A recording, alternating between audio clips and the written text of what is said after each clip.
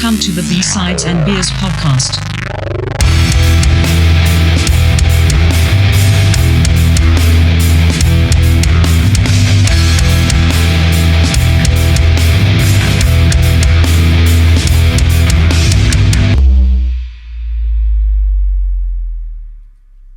Welcome to B-Sides and Beers, episode 20. Tonight we're nerding out a bit, diving into the world of music gear, from guitars to recording and everything in between. Tonight our guest is Armani Scott, also known as _the Dad Bod on Instagram, where he rocks some killer metal covers. welcome to the show, man. Well, thank you guys. I appreciate it for the opportunity, for sure. It's phenomenal. Yeah, it's always nice to reach out and add some new people to the conversation. And definitely. Yeah. So what are we drinking tonight?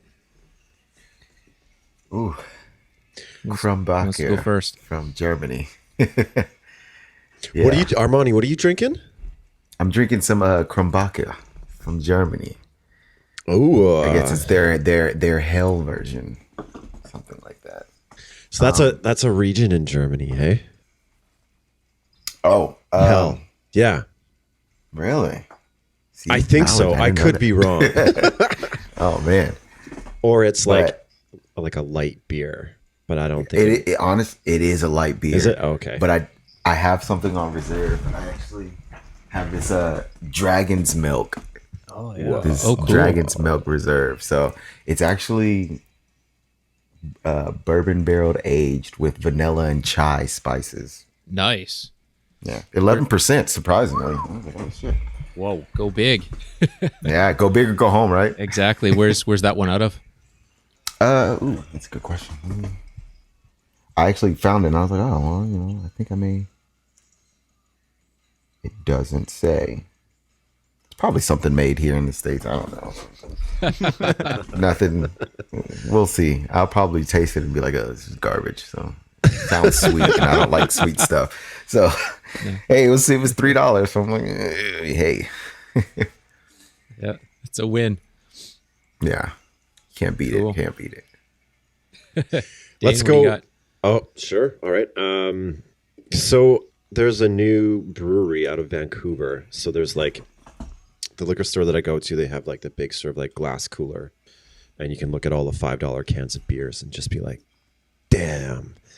And there's like a whole shelf, which is like the new section. And so this is Storm Brewing out of Vancouver, Commercial Drive, Vancouver. Okay, I've seen a couple cans of that from that brewery, but I haven't tried any yet. Oh yeah. So this is Precipitation Pilsner. It's actually not bad. Can I see the can, Dane? Yeah. Yeah, I haven't seen that before. Yeah, it's kind of an ugly label. There's like a lot going on. Doesn't really sell it. No, like here's a beautiful can. This is Persephone. And That's lovely. yeah, where are they out of? This is Gibson, BC. So this is a great, like an Irish stout. I'm looking forward to that. And then I got a blonde ale from Beachfire Brew, and they're out of Campbell River, so just up north from us. They got a sweet little brewery there. Cool. And yeah. You guys do. Island. You guys do have the island tax though, because you said $5 beer, and I don't think there is a $5 beer in my liquor store. Like, like a tall boy. If it's like $3.85, $4, I'm like, whoa, that's expensive. It must be some kind of gold shit, right? But yeah, I nothing over $5. I don't know about you, Mike, but I don't find any tall boys over $5.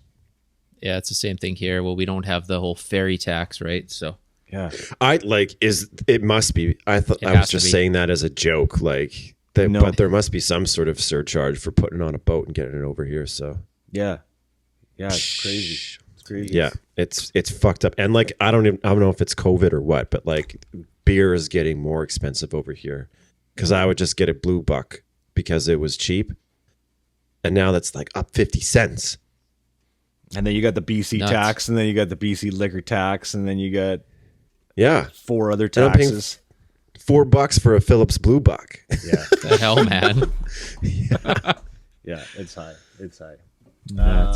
I'm drinking a Kamloops Common Pilsner from Red Color Brewing Company. Whoa. Yeah. I haven't tried this before, and never really heard of the brewery either. So I was going to ask, where is it based out of? Right out of Kamloops, yeah. It's funny because the label says Kamloops is a town inexplicably confused by Kelowna by 9 out of 10 people, where gas consumption is only equaled by truck height. There's more to that, but I thought that was a pretty good opening statement. So, but it's a poundable Pilsner according to the label, so we'll give it a go. But shout out to Scott's Inn in Kamloops. The place is haunted as fuck. Yeah, that's pretty good. Were you in there checking it out, or? We were passing through going into Vancouver, and I don't know what happened, but they gave us like the honeymoon suite. Yeah. Which was it basically felt like one of those apartments that was built in like the 70s or 80s. Right. So like just strange, like lots of wood paneling, and then like just strange. It just felt super strange. It was just like a really strange vibe to it, but yeah, it was fun. A bunch of weird shining vibes to it. Yeah. Anyway, Scott's Inn. Check it out. Cool. We're gonna find we have sort of a running theme here with our beers being in British Columbia, Canada, where they have an abundance of microbreweries. So it's just, even if we go into the European stuff, or if you can get the American stuff, for the most part, our shelves are full of all this microbrew stuff that we still haven't got through over how many years that we've lived here. It's like every time you go in, there's some new tall boy of this and a brand new 6-pack of that, and so much of it's very seasonal. So you get into winter and you get these darker ales and winter ales, and then summer everything's super light, and like there's just far too much to choose from. So we keep trying to branch out, but every time I go in there, it's like, oh, let's try this one from something new. small town wherever BC. So, but that's cool, man. Because here it's like unless you get your normal imported onesies and twosies from. And it's generally the same from Mexico or from, Ireland or from Germany or anything like that. Or you'll get random like onesies and twosies from like Spain or something like that. But you won't get much from like from Canada or anything like that. You'll get. I think Hawaii's one that's easily, but they only have so many. It's just the Kona Brewing Company and stuff like that. But yeah, that's what I said. That's cool, man. Like. And it's funny that you guys are right there in BC because, up in Seattle, it's like it's 2-3 hours away to get straight into there. And it's my goal. That's my goal. It's so funny because I always say, I'm like, you never hear anything bad from Canada. Ever. It's like, never. Everywhere else you hear something, but Australia and Canada, you never hear anything from them. It's like, can't be that bad, right? Yep. Yeah, move closer. It's a better way of life. Man. Well, tonight I've been getting into recently Caesars again. I haven't had a Caesar had a Caesar in about 4 years. I know they don't have Caesars in the States. It's basically like a Bloody Mary. I don't know if you've got a bloody. It's basically, and I've tried to make my own, sort of change up the main recipe of it, where I've added usually it's with vodka or gin, and I've got into adding Crown Royal whiskey to it. And you're so metal, man. Oh man, yeah. I gotta have my whiskey. That's pretty brutal, man. I gotta have my whiskey. It's wicked spicy. And yeah, it's killer. So I've been doing that. As soon as you put the kids to bed, it's like, okay, let's do a Caesar and then move into something else. So I got that on. just funny finishing. story about a Bloody Mary, man. Yeah, man, go. So here I am. I turned 21, right? And I'm like out. I'm out with my friend. I'm out with some friends, and I'm out with my family. And I'm like, yeah, big boy time. I can have my first drink out in public with everybody. Yeah. And it's not my first drink, obviously, but it's out with everybody publicly. Yeah. So I'm like, oh, I've never heard of these. I'll take a Bloody Mary because the first thing I thought was, oh yeah, fucking metal, right? Blood, everything, whatever. I swear, I get a Bloody Mary, they come back, and the first thing I see is bacon and a celery, and I'm like, what the fuck is this? I'm like, what is this? So I'm like sitting there, and I get the straw, and I'm sitting there, and I'm like, okay, well, no, I can't let anybody think I'm a bitch about it. So I take a sip, and I'm like, it's tomato juice. Anyone that knows me knows I hate ketchup. So I fucking hate it, man. I hate it so much. And so I had the tomato juice and I'm like, this is horrible. This is so bad. So it sat there for like 30 minutes. So then here it is. It's funny. My mom, she was just like, what? You don't like your drink, huh? And I'm like, no, it's fine. 20 more minutes pass. I didn't take another sip. Man. She calls the waiter. She's like, yeah, this grown man over here decides he doesn't like his drink. Can he get a different one? And I was like, okay. But that was my first drink. And I was like, yeah, that's not for me at all. Oh, that's awesome. It was great, man. I'm telling you, I wanted to throw up so bad after tasting it. I was just like, wow, here I am, man. That's crazy. So surprise, yeah. Do you know the difference between a Bloody Mary and a Caesar? Do you know what we do to our... I've never heard of a Caesar. That's the crazy part. So we put clam juice in our tomato juice, and that's what makes it a Caesar. Yeah. Oh, I'll pass on that one. Yeah. No, when you get everything mixed up, man, it's awesome. So I've been messing around with a couple different my own little points and input to it. So it's I think I got it down. So, and that the whiskey definitely changes things. So I'm down with that. Oh yeah. Nice. And following, I have a tall boy from Whistler Brewing Co. It is a Black Tusk Ale. It's a 5%, and it's a dark English style ale. So, oh yeah, nice. Getting into that real soon. Nice. Can's nice. Yeah. It's amazing too, because for the podcast I've been trying to contact brewers, little microbreweries and stuff around Canada and the States, just to see if you can get anyone to, pop in for 30 minutes or 20 minutes and just have a chat about their setup and what they offer. And anyone that I've contacted in the States, for some reason we cannot get in Canada, which is really kind of shitty for the setup, because you'd like to try something of theirs, right? And about a year ago, I got a artist in the States to do some cover art for some singles, and through his Instagram, I found a brewery called Metal Monkey Brewery out of the States there. So I contacted them, and they've got kick-ass gear, and the art on the cans is super cool and just full on metal. They got this really cool Pantera themed one that he did a while ago, which is pretty kick ass. So I contacted them, and yeah, I can buy their merch, but you can't get any of their other the alcohol over the border. So that's been kind of a little disappointing. So because there's that one, and we've also been talking about that Pantera beer that's come out of Texas there, which would be pretty rad to try out, but I don't think we're going to get it over the border here. So I wonder why that is, because I used to go to a pub in Amsterdam called Beer Temple all the time, and I would say half of the stuff that they had was like American microbrew, like super obscure stuff, and they were able to import it. So I wonder why like Canada's not able to import like American microbrew. If it's like some weird tariff thing, or it's probably got a COVID thing probably thrown in there too somewhere. Well, even before that, because I used to be able to get Sam Adams over here. I used to be able to get their Boston Lager, and I could special order. If I bought like a case, I could special order a certain limited run or a seasonal run, Yeah. And now I don't even see those here. So Yeah. You know what? I'll have Samuel Jackson too. I'll have a Samuel Jackson too. What's that from?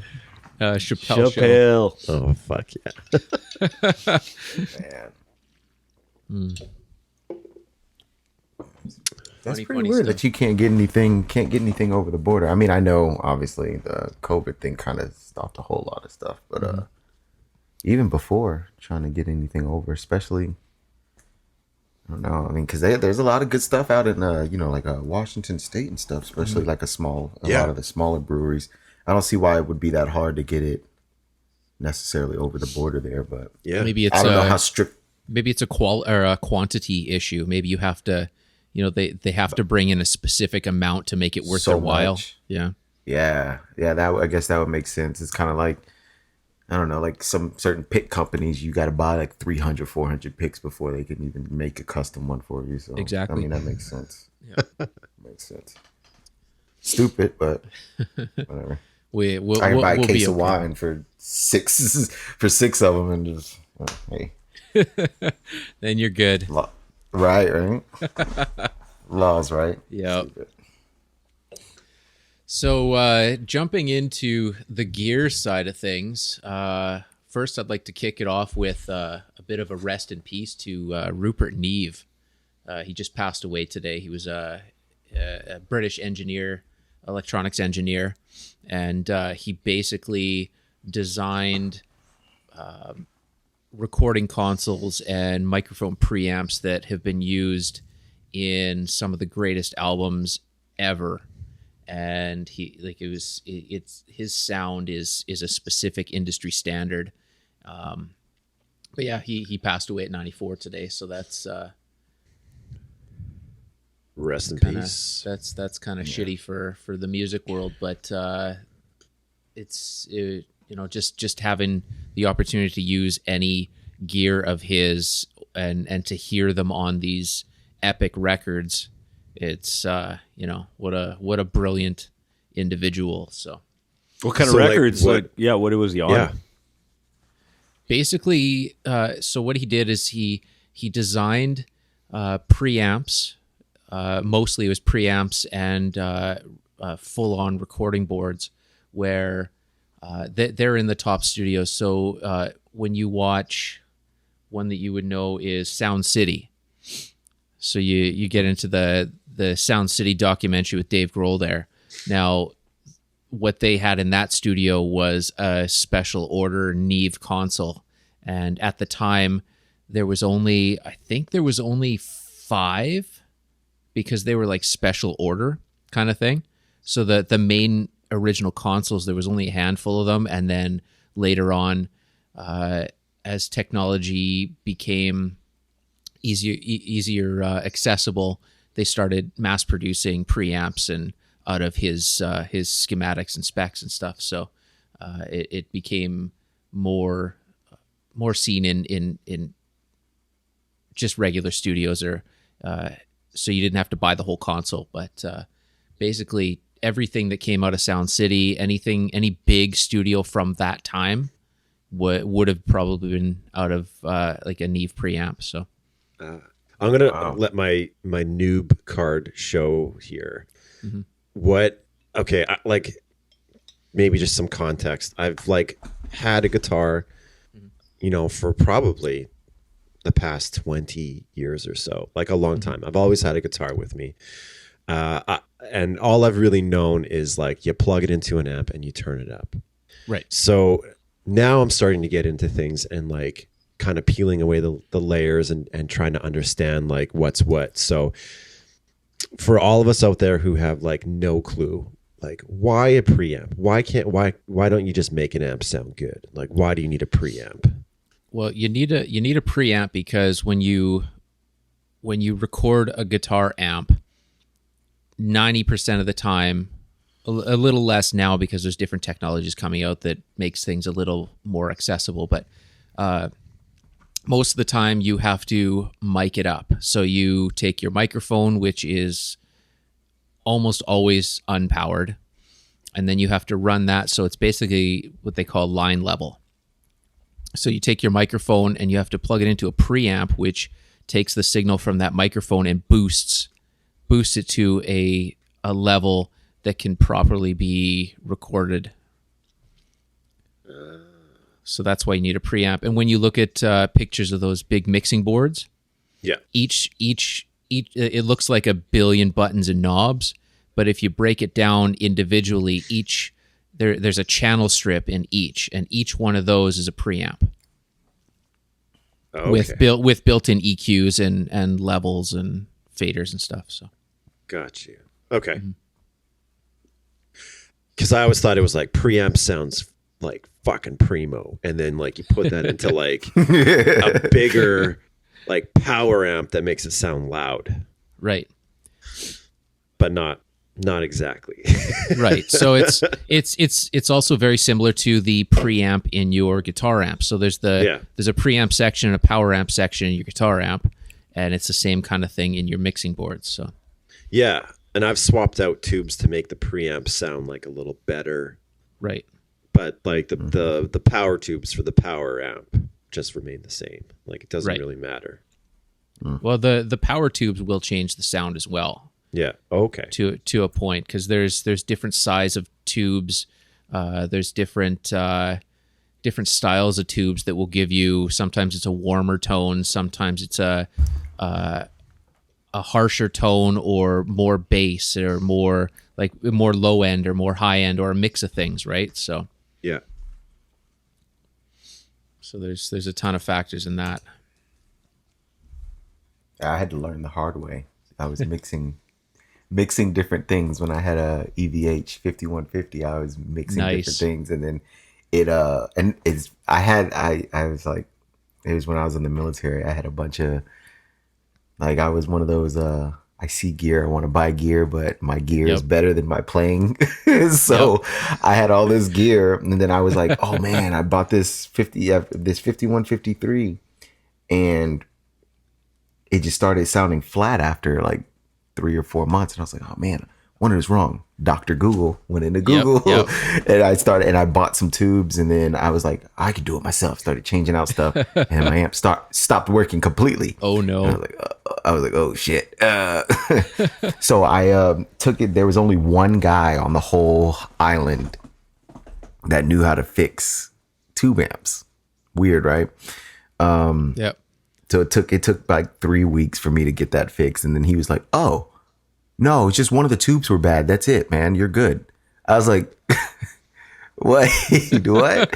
So it was, I just didn't push one in all the way, and that was it. So man. I spent like $80 on a bunch of tubes, and then he just put the originals back in, and then he just said, yeah, dude, one of them just wasn't pushed in all the way. So your sound's good. Oh man. Did he charge you for that work?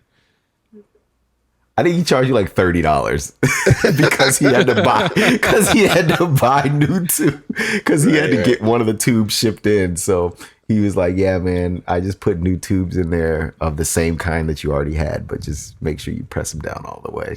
So he gave me all the tubes that I bought back, and I went and put them back. I gave them back to the store. And it's funny, it's the same store that I met Kirk Hammett at. You met Kirk? Oh, cool.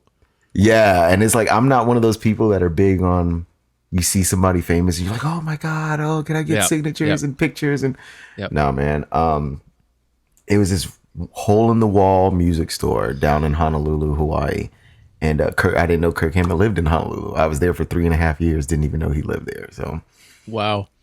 Yeah, and it was around the same time that they were recording. What was their recent one? Hardwire. Yeah. So yeah, that was a recent album. Yeah. It was the same time they were recording that, and I was just down there, went into this shop. I was just browsing around, and I heard him playing. And then here's the funny thing: he came out and he was talking to the customer service rep or whatever. And I was like, looked at him like, who still uses black nail polish? Oh, I was like, huh?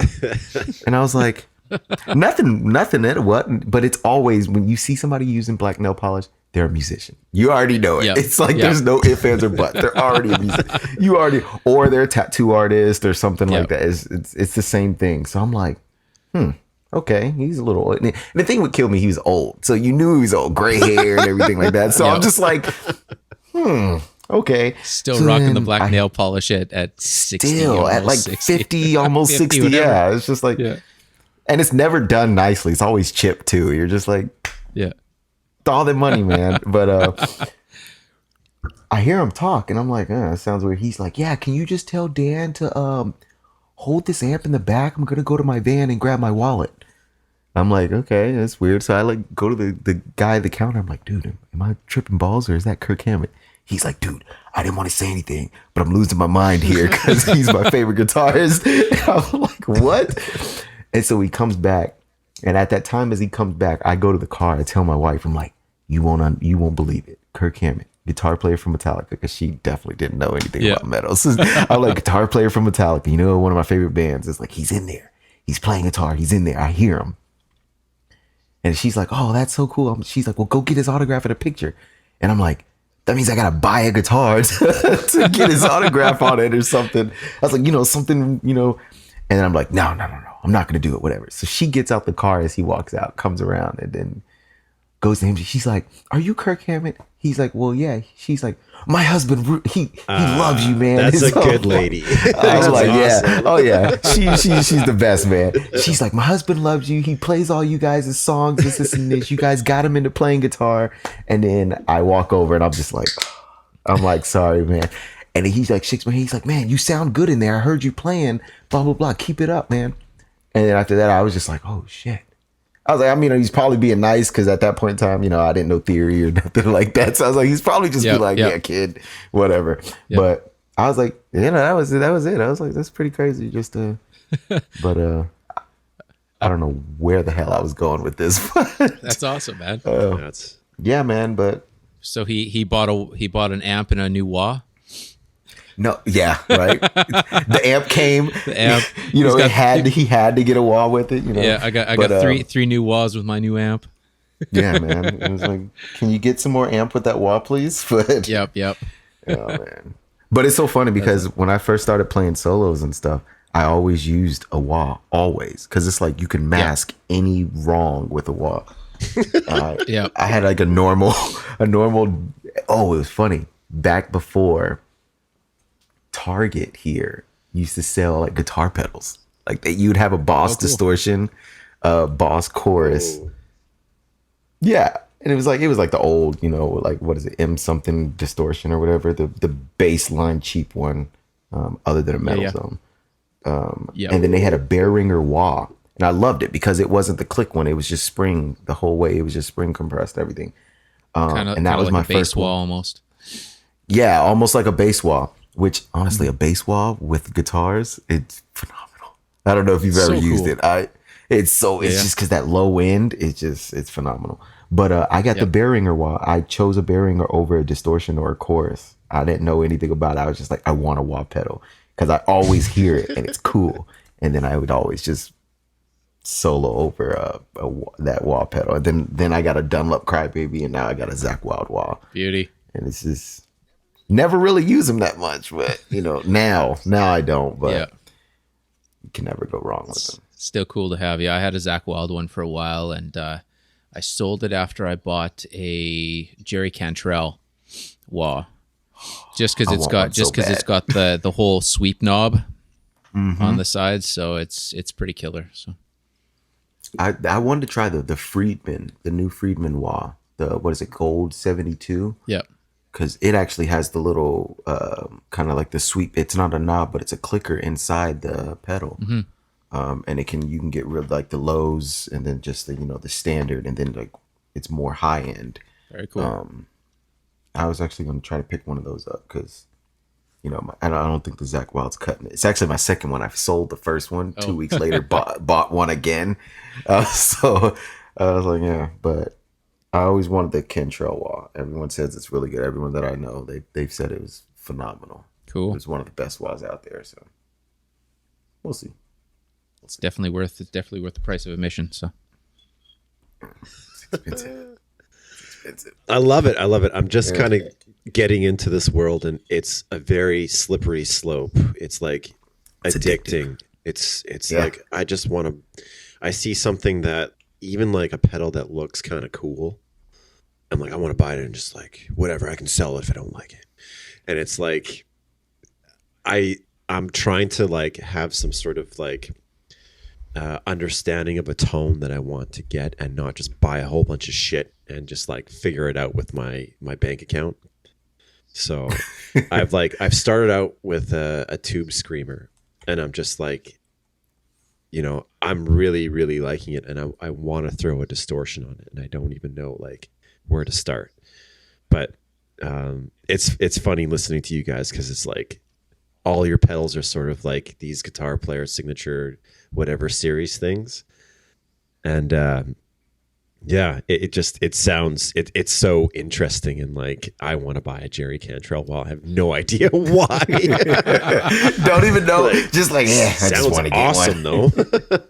Yeah, but I think I did the same thing before I knew a lot about like pedals and what they did and what it was. Like I didn't know what a fuzz pedal was, but I bought 2 big muffs. I bought the normal huge size big muff, and then I bought the miniature one. Bought both of them. Never used them. They sat on They sat on my pedal board, and I never used them. And then I turned around and sold all my pedals. I sold all my pedals, all of them except my wah pedals, and I think 1 overdrive pedal, which I didn't know how to use an overdrive pedal. Yeah, really? I thought an overdrive pedal was a distortion pedal, right? But it wasn't. Yeah. And if I was smart about it, I would have used. I had the what is it, the Ibanez, the crayon overdrive pedal. Oh yeah. Electro-harmonics. Yeah, Electro-harmonics. Yeah. Yeah. I had that one because it looked cool because it had the crayons on it. Yeah, that's what I'm talking about, right? Yeah. It looks cool. You're like, I want that fucking pedal, right? But I didn't know how to use it. Yeah. So I had a lot of pedals on there that I didn't know how to use it. I didn't know how to place them on the pedal board in the signal chain, and I didn't know anything about an effects loop. Oh fuck yeah! What is that so about? An effects loop? Yeah, why can't you just string them up all together and make them work? But like, you can. You can, yeah. You can string them all together in front of your amp. Right. But now correct me if I'm wrong, I could be. But when you're using your effects loop, it's kind of like it's as if it was built into your amp type thing. That's where you put your delay, your digital delays, and like your equalizers and all that shit. Honestly, it's a personal preference. I always think everything musical is a personal preference. So like for me, Definitely. Most people, they say a chorus, they like to put their chorus or the delays in their effects loop. I like mine before. Well, when I had amps. Now, if I'm running all digital processors, I actually. That's a whole different story. But like I always put everything before the amp. I think the only thing I didn't was a reverb. Mm-hmm. I put the reverb in the effects loop, and I think that was it. And a noise suppressor. Yep. But yeah, like there's a lot of things I didn't know how to use, and then I would buy them, and I'd buy them all off of eBay because it was cheaper.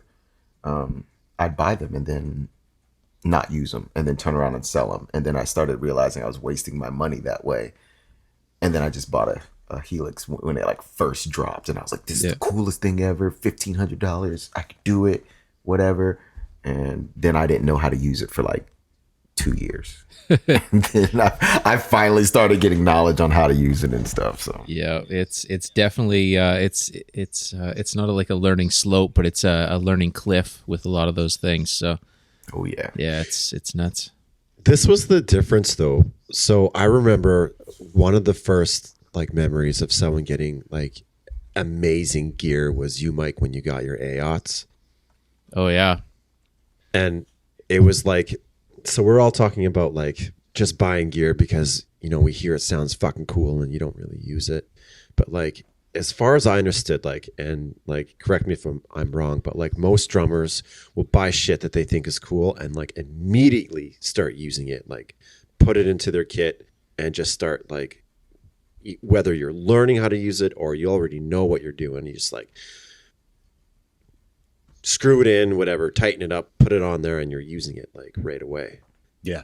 Yeah, for sure. Yeah, and I had kind of done as much research as I could back in the day And like, it's still a great kit to this day. Like I've played lots of other different kits and lots of other different brands, and there's very few that have really come close to the way that this kit sounds even to this day, like, and I've really only had to make subtle changes on it in order to keep it going, but the gear that I have, and I have pretty much other than my double bass pedal, everything else that I have is exactly the same. Like it's the same hardware, it's the same setup, and I mean, other than switching the double bass pedal and my skins, that's it, and I switched my cymbals out because I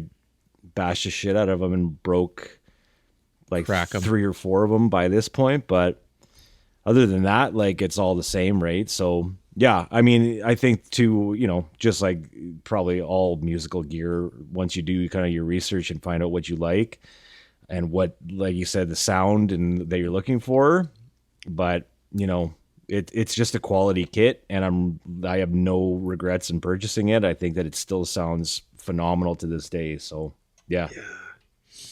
Well, it's funny how the mentality of, say, a drummer compared to a guitar player in the tone chasing department, where yeah, I'm sure there's a lot of drummers that'll go out and search out certain things, but they don't obsess about it from what I see to the same way as a guitar player, where they obsess about a certain overdrive that they've never played before, and they have to have it, and they have to pay top dollar for it, and then when they get it, it's shit, or they don't know how to use it. So they sell it and they start chasing something else. And or then you need like a studio to store all that shit in, right? Like if you're a drummer, like unreal. Where do you keep all that, right? Like I don't have space to keep 40 drum kits 10 or different 40 toms like all these different snares. Like no, I can pedals or guitars even, right? Like they're fairly small and compact for the most part. You can collect them, right? But yeah, I mean, it's probably mics and stuff like that maybe for somebody else who's heavy into recording for drums and stuff, right? Like chasing that kind of tone that way. But yeah, I don't have that kind of space to store anything. So yeah.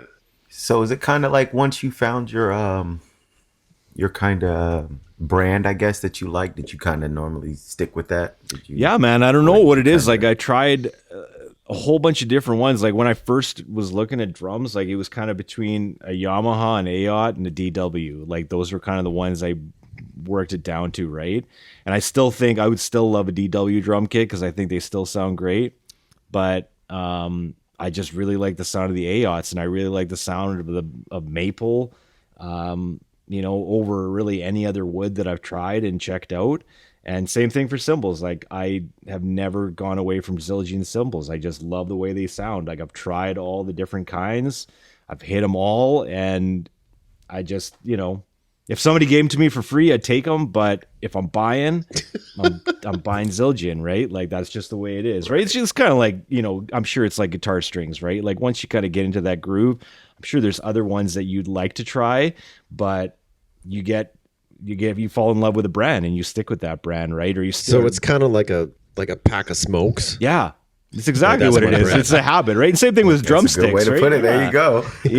Like you get into drumsticks and you figure out which ones you like, and then you're like, well, I'm not going to bother trying anymore because I like these ones, and let's go, right? But yeah, it's all right to try some different stuff, but it feels like when money's tight, you're like, but I like these ones. Reliable, right? If I have a sponsorship and anybody could throw those at me and I could try 40 different kinds of snare drums or sticks or whatever, great. But otherwise, sticking with what I know is good.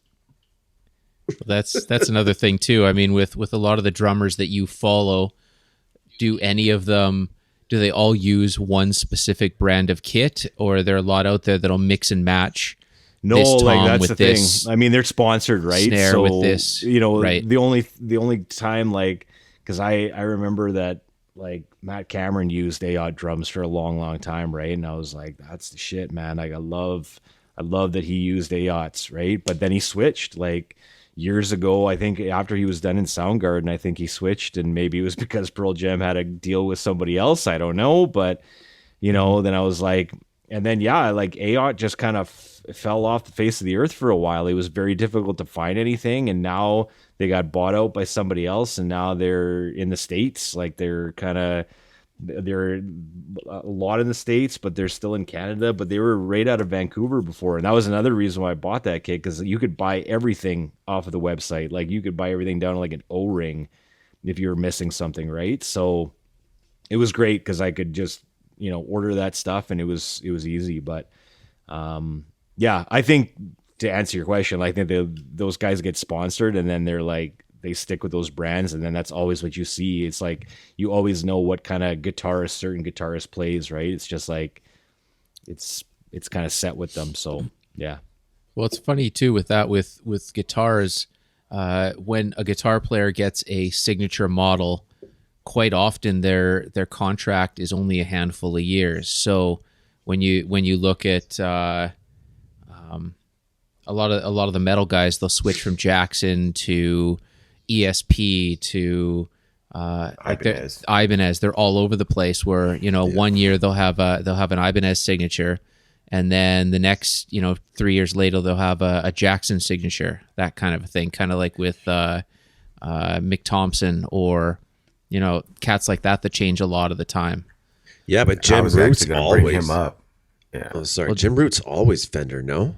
He's been with Fender for a long time, but there was a lot of years he was using Paul Reed Smith for a bit. He kind of fluctuated a bit with that. So Jackson, yep. He went Jackson, PRS, yep. And then Charvel. There it is. Charvel was a big one for a while. Yeah. Right before he went back into the Fender stage, and you brought him up. Jim, that's my favorite. So Yeah. But man, I think. Yeah, kind of the same brands, because Charvel's kind of like what they like under the same as it's Jackson, right? Fender, Charvel, and Jackson are all one brand, really. So one brand, but it's pretty much the same, like you said, contracted through them. You'll see, because it'll be that one time they change, like if you have like a certain signature style body. Yep. What's his name? He didn't switch brands. Nurgle from his name? Nurgle from Behemoth. Yep. Nurgle, they're from Behemoth. Like he changed his body style from the ES, the kind of the EC 1000 or the Eclipse. To now the V. He has his signature. Yeah, to the V and the his new signature weird. Oh yeah. That looks pretty rad. To that.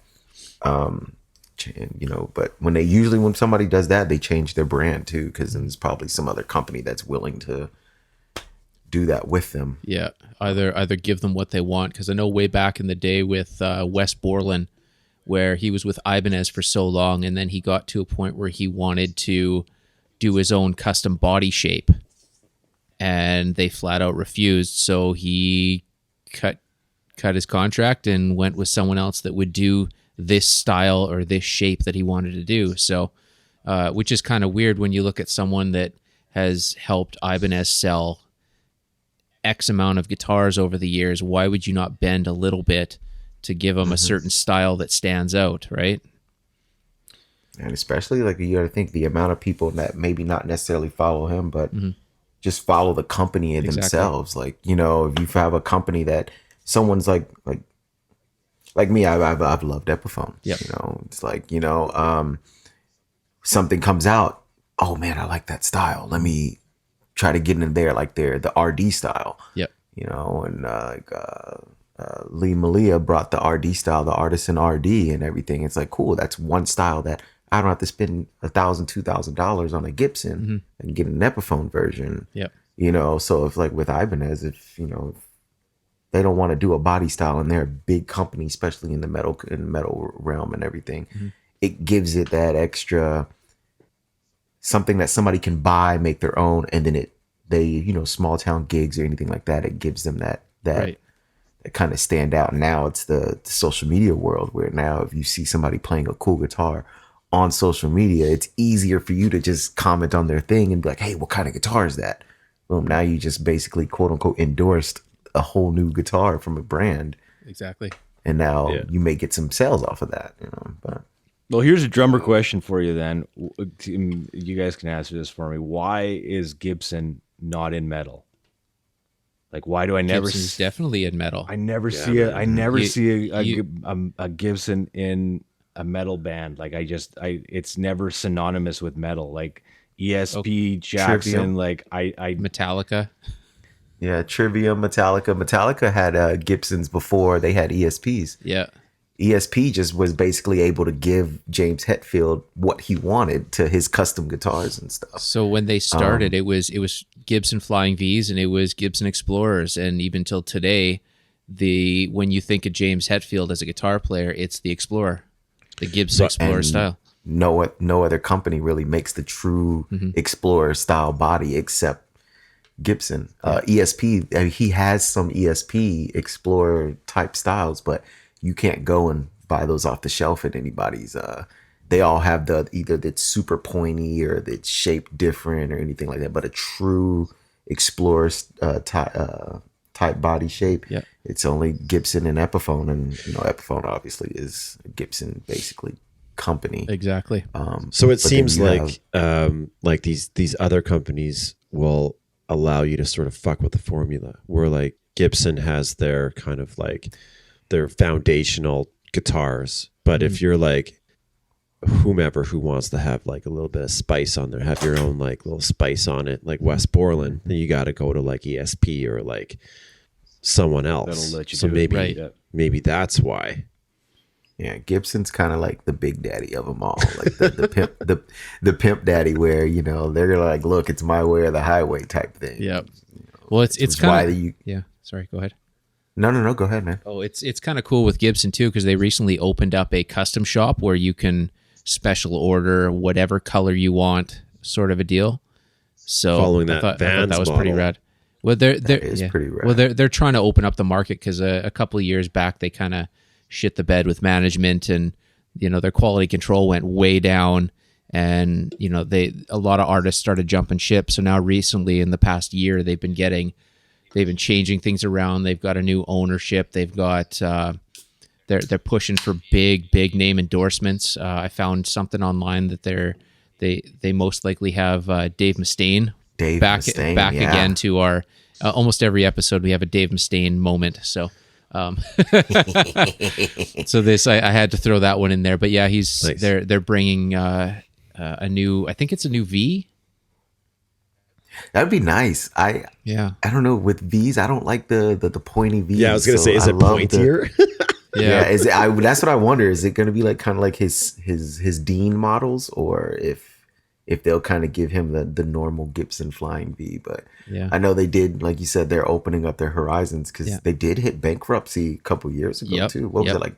Was it 2013 or 2016 or something like that? Either way, yeah, pretty close to that. Yeah, well, it was 20. Yes.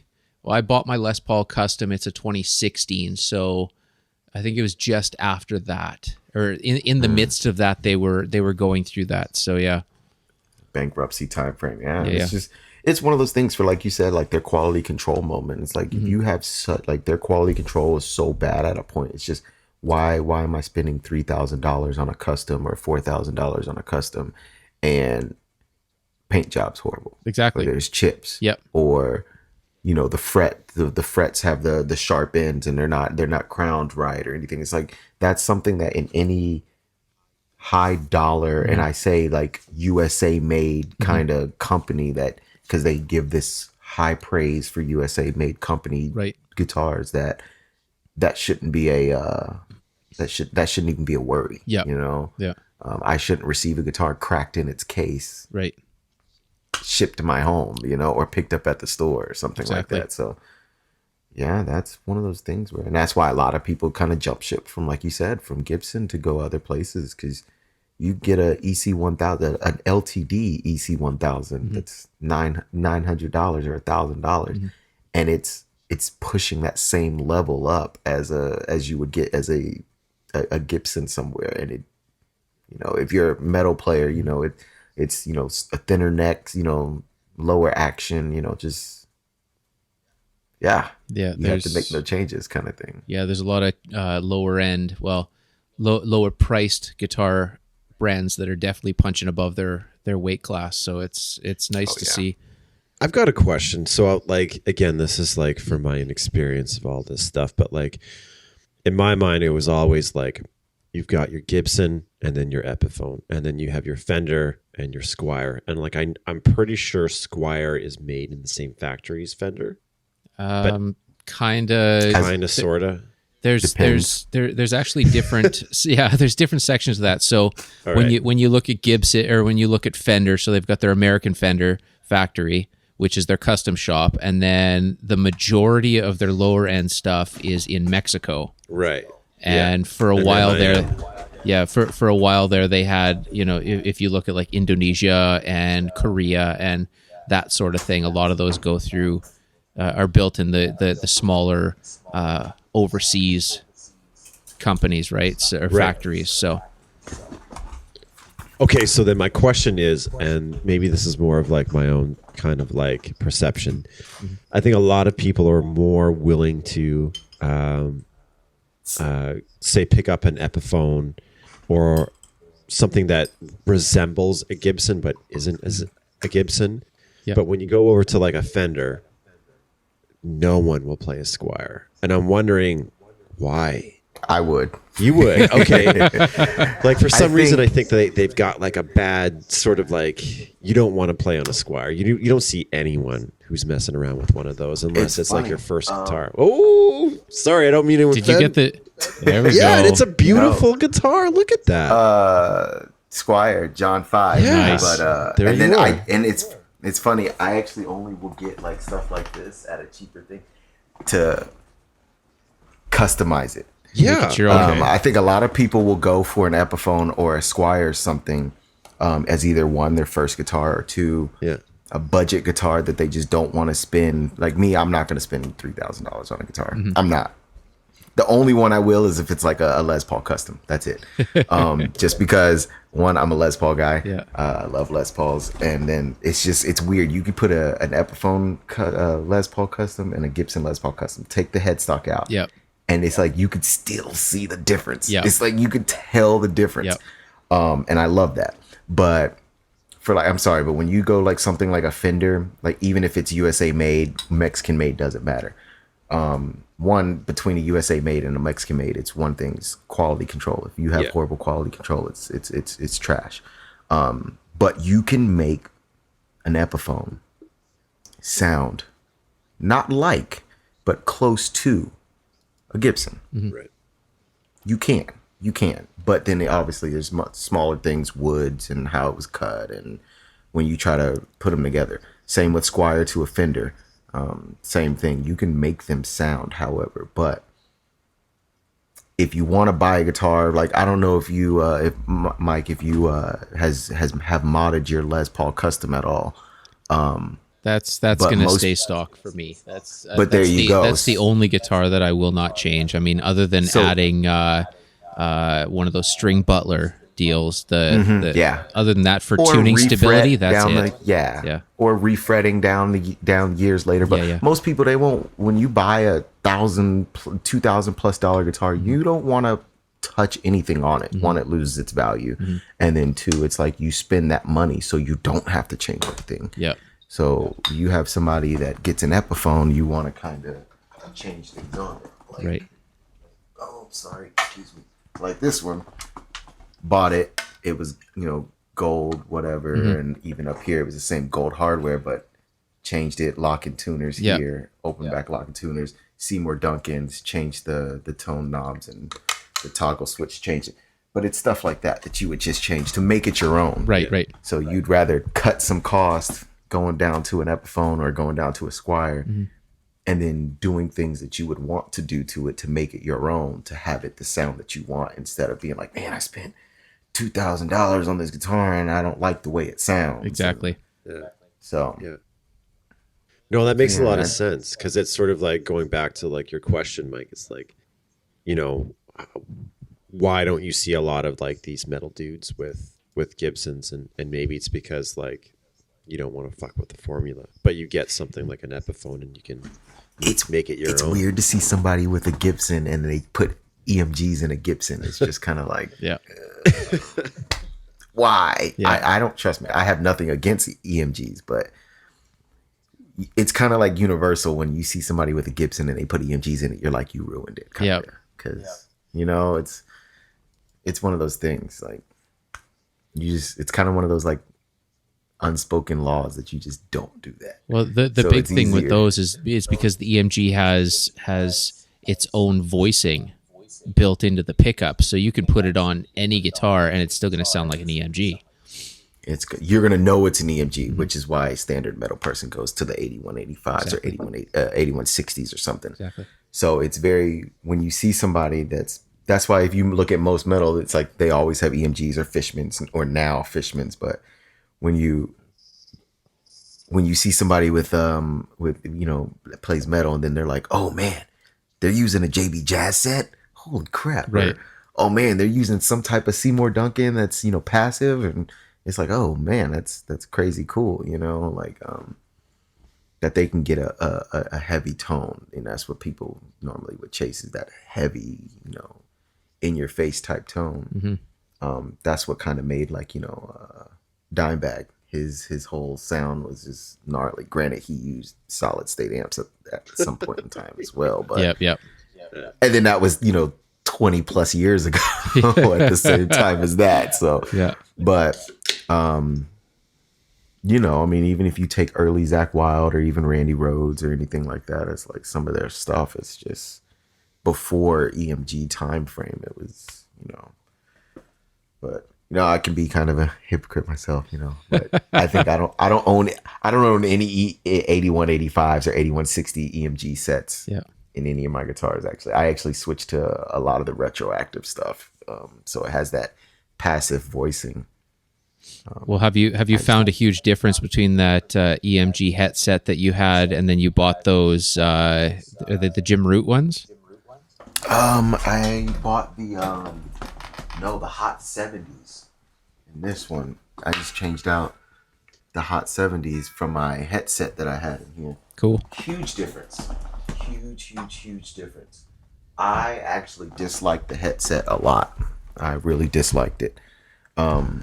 It did give that old classic Metallica sound, that like no mid-range type, just screechy, high end sound, and I didn't like that. And then the cleans were just really really flat, like very, very dull. Right. And at first, for the longest, I thought it was my guitar. So then I ended up just switching it out with another guitar, and it was the same thing. I just didn't like it. But it makes a difference. I think EMG is going smart with these retroactives. Even the Jim Root version of his retroactive pickups were phenomenal. They're nothing like the other retroactive sets. They're a lot more heavier. Like it has that in your face type heaviness. I actually have to keep it flush to the body because it's so hot. Wow.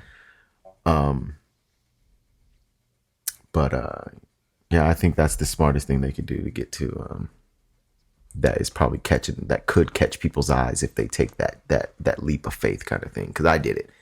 I bought the Fat 55 set without even knowing what they sound like. I was just like, I think it'll look cool in this guitar. Let me get it anyway. How bad can it really be coming from an EMG? It's generally the same sound. Right.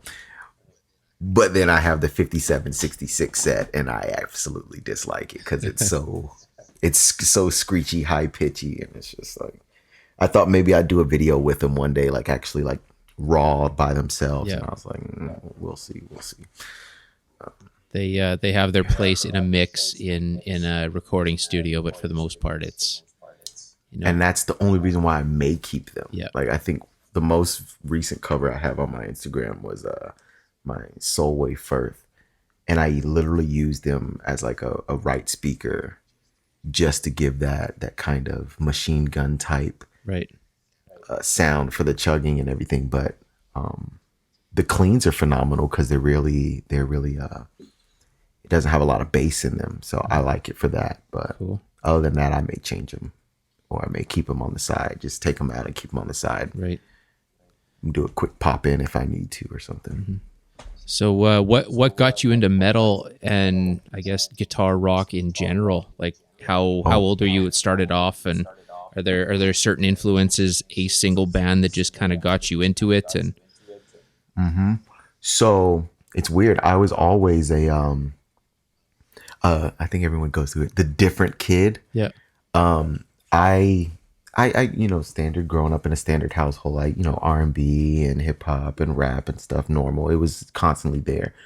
Probably around 2003 or 4, whenever the first Guitar Hero came out. Okay. Like Guitar Hero 1. I was at my buddy's house, we were playing it.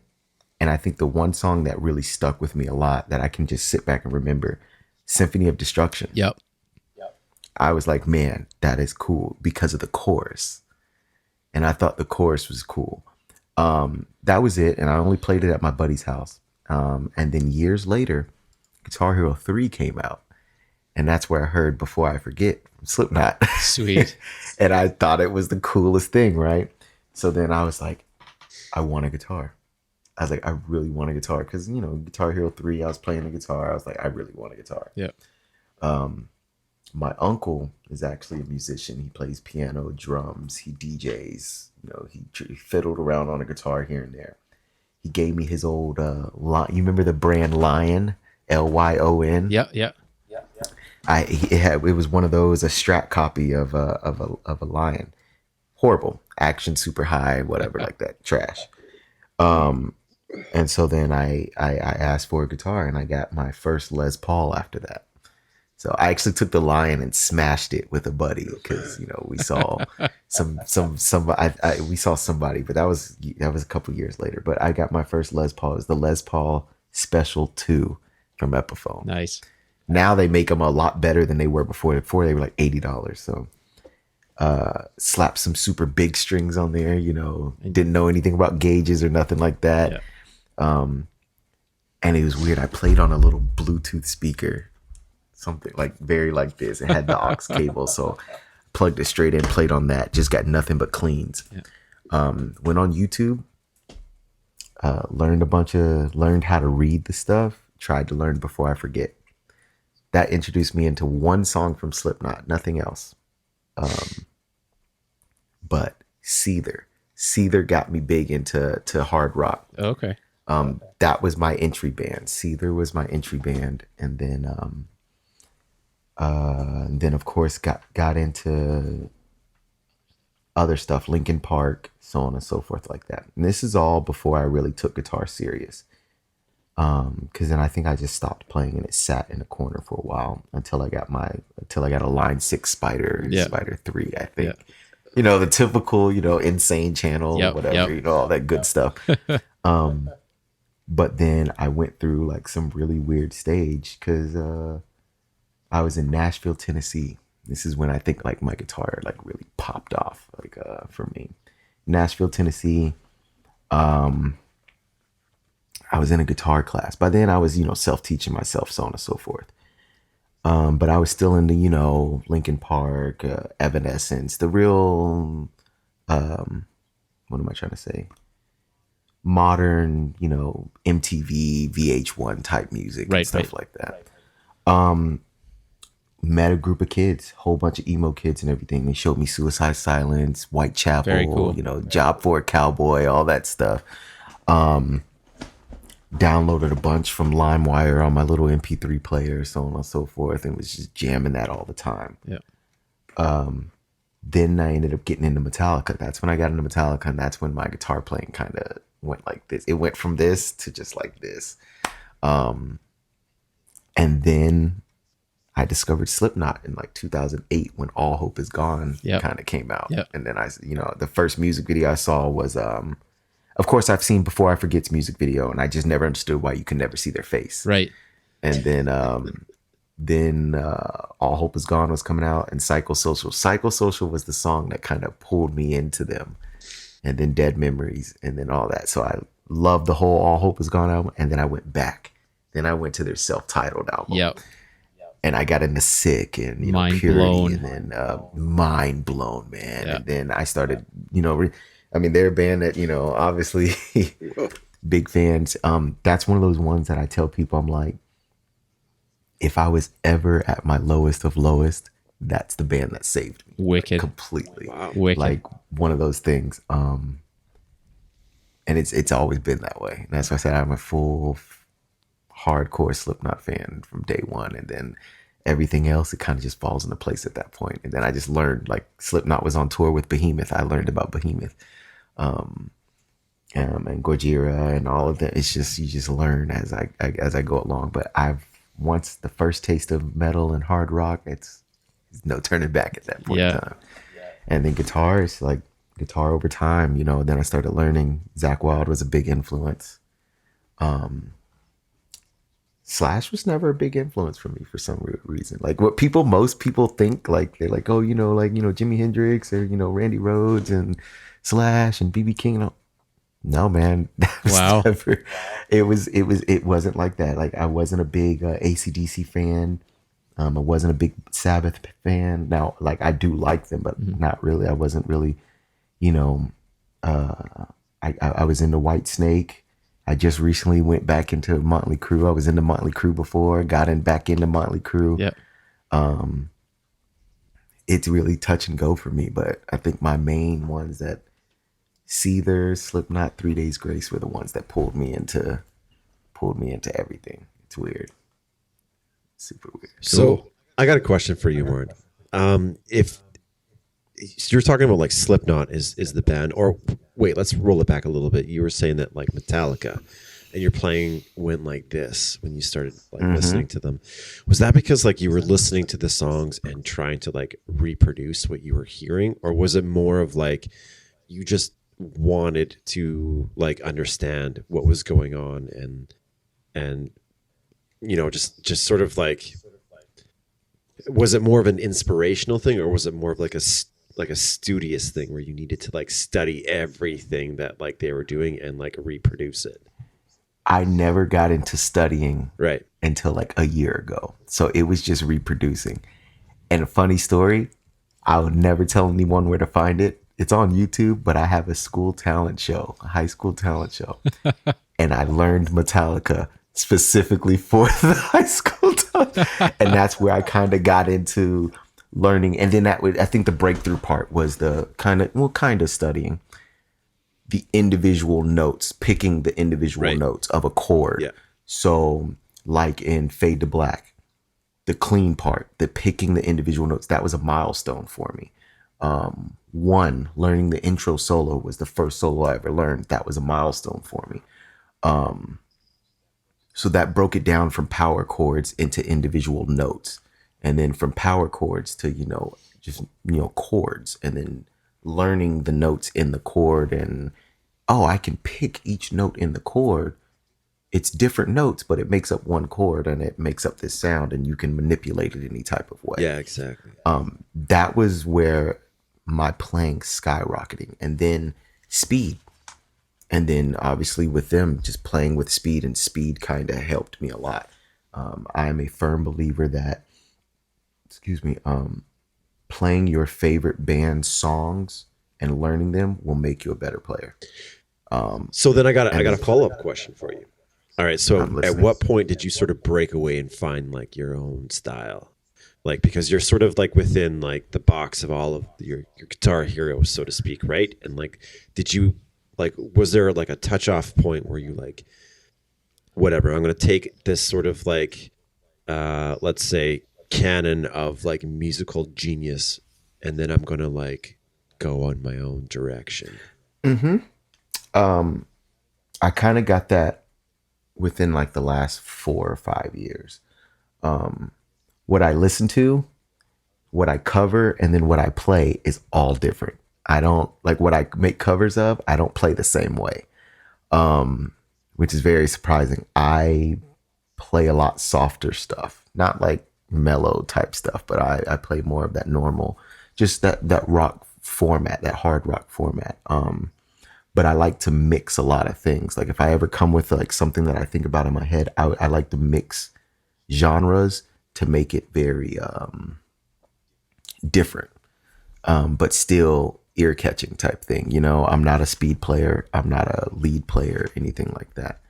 So, so you're more about like an eclectic sort of taking the best of everything and then like putting that into your playing pieces. Mm-hmm. Right. So it's kind of like if you know know 9 different painters that have completely different styles, and you take something from each one of them and make one painting from all different 9 painters, it's kind of like that, you know.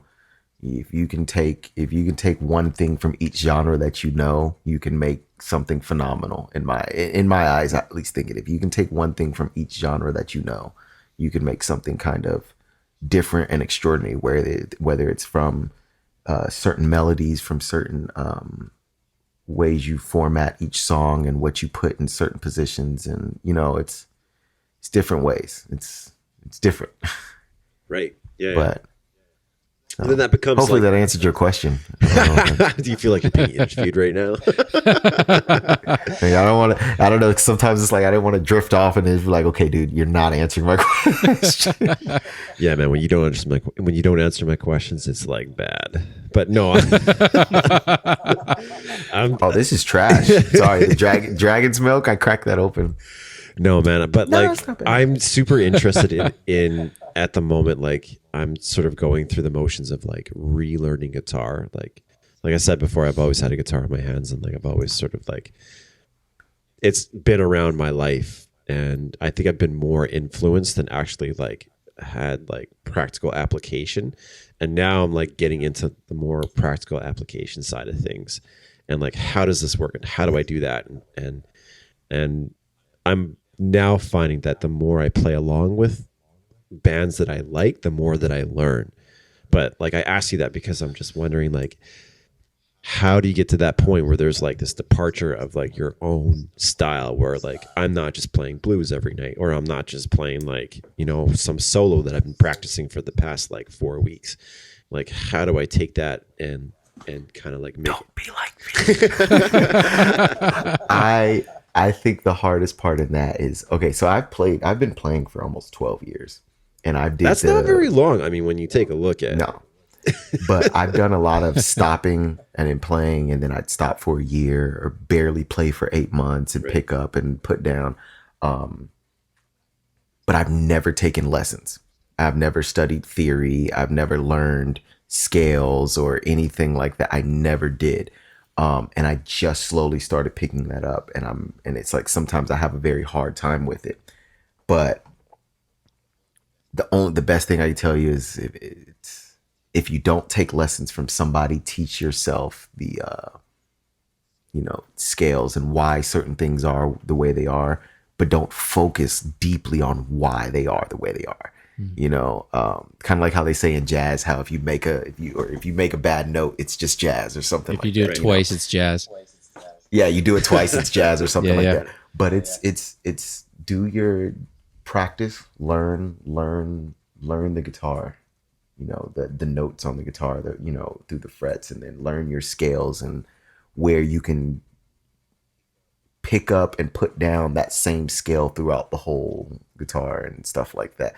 So that now, no matter what you're playing, you can use your applications. You know, you're playing blues, you can use the speed of metal to speed up your blues, which metal is basically just blues anyway. Right. But then you give it that different, you know, that different kind of formula to go with it type thing. Because like now I start to find myself, like sometimes I'll find myself, oh man, that sounds a little too much like this. Right. So then now I have to stop and be like, okay, let's do something else. Let's add something else. Let's do this. Let's do that, you know? And that's just because I may have like not, I guess, branched out in such a long time, or it's kind of just what I'm thinking or feeling. And it's kind of, that's what you know, it's always good to push what you feel and stuff when you're playing music, but you don't want to sound like other people, you know, where you see like, I guess the best way to put it, Black Sabbath. You hear Black Sabbath, but then you hear when Ozzy kind of did that album with Zakk Wylde, and most of Ozzy's sounds sounded like Black Label Society songs, Right. not Black Sabbath or Ozzy Osbourne sounds, which is why he got rid of Zakk Wylde and replaced him with Cole. Gus G. Yeah. And I wasn't a fan of Gus G, because then you get Gus G on stage and Gus G looked like Zakk Wylde, same stance, same hair swinging. You're like, okay. But Well, the funny thing Yeah. with that album is they brought in Gus G and everything was already written. So it's basically play everything that we've already done and then improvise your solos for the most part. Like he had no writing involved in that. So he, no writing cred. Yeah. nothing. But It's kind of like what was the new guy right after the Rev for Avenged Sevenfold? oh, Alex something. yeah. But yeah, the Rev had all his stuff written, all the drum pieces written, and he just came in, hey, play this. Same with Jay Weinberg on Point Five, the Gray Chapter. A lot of it was written, but then luckily they let him put a spin on it. Right. It sounded a little better. Well, I found, I guess, going back to Dane's question for expanding from a certain point, I think the biggest change for me was prior to meeting up with you guys and starting Think Not Think and doing all of that, I was focused on a certain way of playing or a certain way of learning individual songs. And then once you jump into a band situation where it's like, okay, now let's try and write some originals. Now you're being forced to push some boundaries and forced to take an influence that you had before, like say Tool or whatever, and take the influence you had from that, even taking a kind of a riff from that and then making it your own and expanding on it, that kind of thing. So I think that was the biggest push for me for getting out of the pocket or the slump of just playing the same thing over and over. When you get in with other guys that want to play other styles, and you have your own style on bass, and Flip had his own style on drums that was very different from what I was listening to and playing with before. So it pushes you into a different zone, right? I've tried to come back to that whole like Think Not Think sort of format that we had when we were writing songs. It was really super raw and literally to the point where we were just like, all right, man, just do this. And like, right. We would speak in like these weird sort of whatevers. And I'd be reading like, Mike, I'd be reading your mind as far as like when you were playing the drums. I swear to God, we could like read each other's mind. And I've played with other dudes before and I've never been able to recreate that. So it was like, let me ask you guys, what's your Think Not Think thing? What is that? I hear you. Flip, you want to take this one? Oh, we just started a band like I don't know. Is that your band name? Yeah, or yeah, no? that was the band. Yeah. It was Oh, at the dude. time, yeah. Yeah. Okay. Yeah, I was like, okay, it's either like something quote that they made or it's a band name, one of those two. So We actually didn't come let up me with the get on name. track, so I know. Our lead singer came up with that name, but it was like 2003, 2004. I think it was 2000 that we first met, 99, 2000. Was it that far back? Yeah. Yeah. So, I Yeah, mean, yeah. like Dane and I had kind of been in a couple other bands and like always, just knew each other since kindergarten, like long time. And then I don't even know, we kind of wanted to start something new. And I found Mike in like the C magazine, which is basically like a kind of like cheap classified ads kind of for musicians almost like and I called him up and we kind of exchanged numbers and exchanged addresses kind of thing, and showed up in my parents' basement one day and just kind of clicked. And then he's like, well, I've got this singer. And so he brought Trevor one day, and Trevor was kind of like, he had this whole kind of different vibe to him too, which we thought was kind of cool. And he was a good vocalist and good front man. And that's kind of what we started. And then, and then we ended up playing, quite a bit around we used to live back in Alberta and right around Edmonton area. And we played kind of all over that spot and quite a few times. And, I don't know how long we ended up playing for. We came out with, kind of one solid album that, we kind of recorded a demo, we recorded a solid album, and then we kind of had plans to do another one and didn't pan out. But yeah, it was just a good time in our, in my life that, I still, we still talk about and still have, good memories about. And it's just, it was fun, but it was a totally different experience playing with, Dane and I had played a lot together already, so we kind of knew, how we played. And I think that's part of that mind reading thing. But it was interesting putting in two other players, and then two other players that, like, for writing music too, right? That we just had never really done that before. So that was an interesting switch. And I think it taught us quite a bit about, our instruments too, as well as how to play with other people. So, yeah. Nice. Yeah, it was nuts. I think it really, because like you said, Mike, we played in bands like since grade 8. Long time. Like, yeah, we had, and like even before that, I think we like made instruments out of like cardboard paper. Or something like that. Like there was always music playing when we were hanging out, like just like taking in the cans to make some extra money or something. Yeah, we were always like into music. So you and I had this sort of like, back catalog of things that we liked, and we knew that was like fucking awesome. And then you're right, like we met Trev and Mike, and that kind of elevated things and forces you to sort of like overcome some of the things that you think might not be cool or that you don't even want to like tackle. And we took it as far as we did. And like, it's weird when I look back, I'm like, well, fuck, like we had a good write up in the Journal, which was like our local paper. Like we did all right. And like, it's hard to be like, it's hard to see things from the inside, right? Like you see things from the outside, and it's like, yeah, wow, you guys had a band for 4 years and put out some material, and it was different, but like you still put your flag in the ground. And I think, I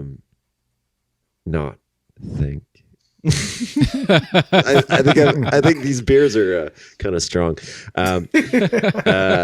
Yeah, this one's kicking in. This Dragon's Milk is kicking in. I'm like, oh God, like. But like I said before, I've never been able to recreate that. Like I had a couple buddies in the Netherlands, and we had aspirations of creating a band, and we had like band names and like a certain style that we wanted to do. And I remember trying to write songs with these dudes, and like maybe it was a language barrier, but I think it was more like it just wasn't like this like. I can describe Think Not Think as like it was like grease. It's just like things just sort of slid together, and I remember those times that we jammed, and it was like we never had to try. It was easy. Fuck, it was easy. Yeah, it was easy, but at the same time, you were exhausted at the end of like practice, right? It was like we're doing practice, like you put everything like into that practice, and like. Other dudes that I've jammed with, it's just been like a jam and fun and whatever. But it's such a great experience when you find like other dudes and you're all on the same sort of like channel. And it clicks, yeah. And I think that's how the best of the best happens. Yeah. It's one you have to. It's kind of like that soul binding type thing where you guys, it's like you said, it's like you have those times, those people you jam with, and that's what it is. It's a jam. It's not a. You don't have the same music creativity, or you're not, there's nowhere where the lines cross with, with each other. So it kind of gets to that. This is nice. Probably won't do it again. Or, we can, or if you try to write material and they're like, oh, let's blast beat the whole thing. And you're like, let's kind of, can we break it up into no, man, no, blast beats, man. Yeah. It's cool. It's like, yeah, or or it's always like you have a weak link, but you don't want to be like, but you're at his house. You're like, oh man, this is gonna be great. We got a whole band thing, and then like it's the bassist, and it's like, God damn it. But he's the only one in like a 50-mile radius that plays bass. We got to keep him. He's got a PA and a jam space. We can't kick him out. Right. The dude with the good equipment. He has a basement. Yeah. It's cool. Yeah. Armani, you were talking about talent shows, right? And I was thinking back, Dane, when we played that, St. Clement Talent Show. Do you remember the songs that we played for the St. Clement Talent Show that first time we played? Fucking STP Creep. I had that bass solo. I remember practicing in the bathroom. We played STP Creep, and what was the other song? You remember it? Oh, I've drank away those brain cells, man. I don't remember. We played School by Nirvana off of Bleach. Right. Awesome. Yeah. It was just slide. The whole, you just slide that whole song, right? Yeah. Yeah. Easy. Yeah. Grade 9. That's what we played. Fucking right. Yeah. It was awesome. Man. Yeah. In front of like 300 kids. That was one of those ones. Yo, yeah. I was just about to say that, man. Yeah. Those are those are the shows. Yeah. People think Nashville is like nothing but country music. It's 100% the opposite. Yeah. Like, yeah, you got your countryside, but it's like just ghetto. Like, it's nothing but just the ghetto in general. So when we did that, we're in a school where half of the kids are like monster trucks and, rebel flags, just country bumpkins, and then you have the other half of the school that's gangs and drugs and fighting every day and stuff. And it's weird because the whole time we did like the school show, it's like everyone's just in their seats, just sitting back, ha ha, hee hee, and throwing stuff, whatever. We're a bunch of kids that nobody knows, and then we get our little fog machine and let the fog go out and all this stuff.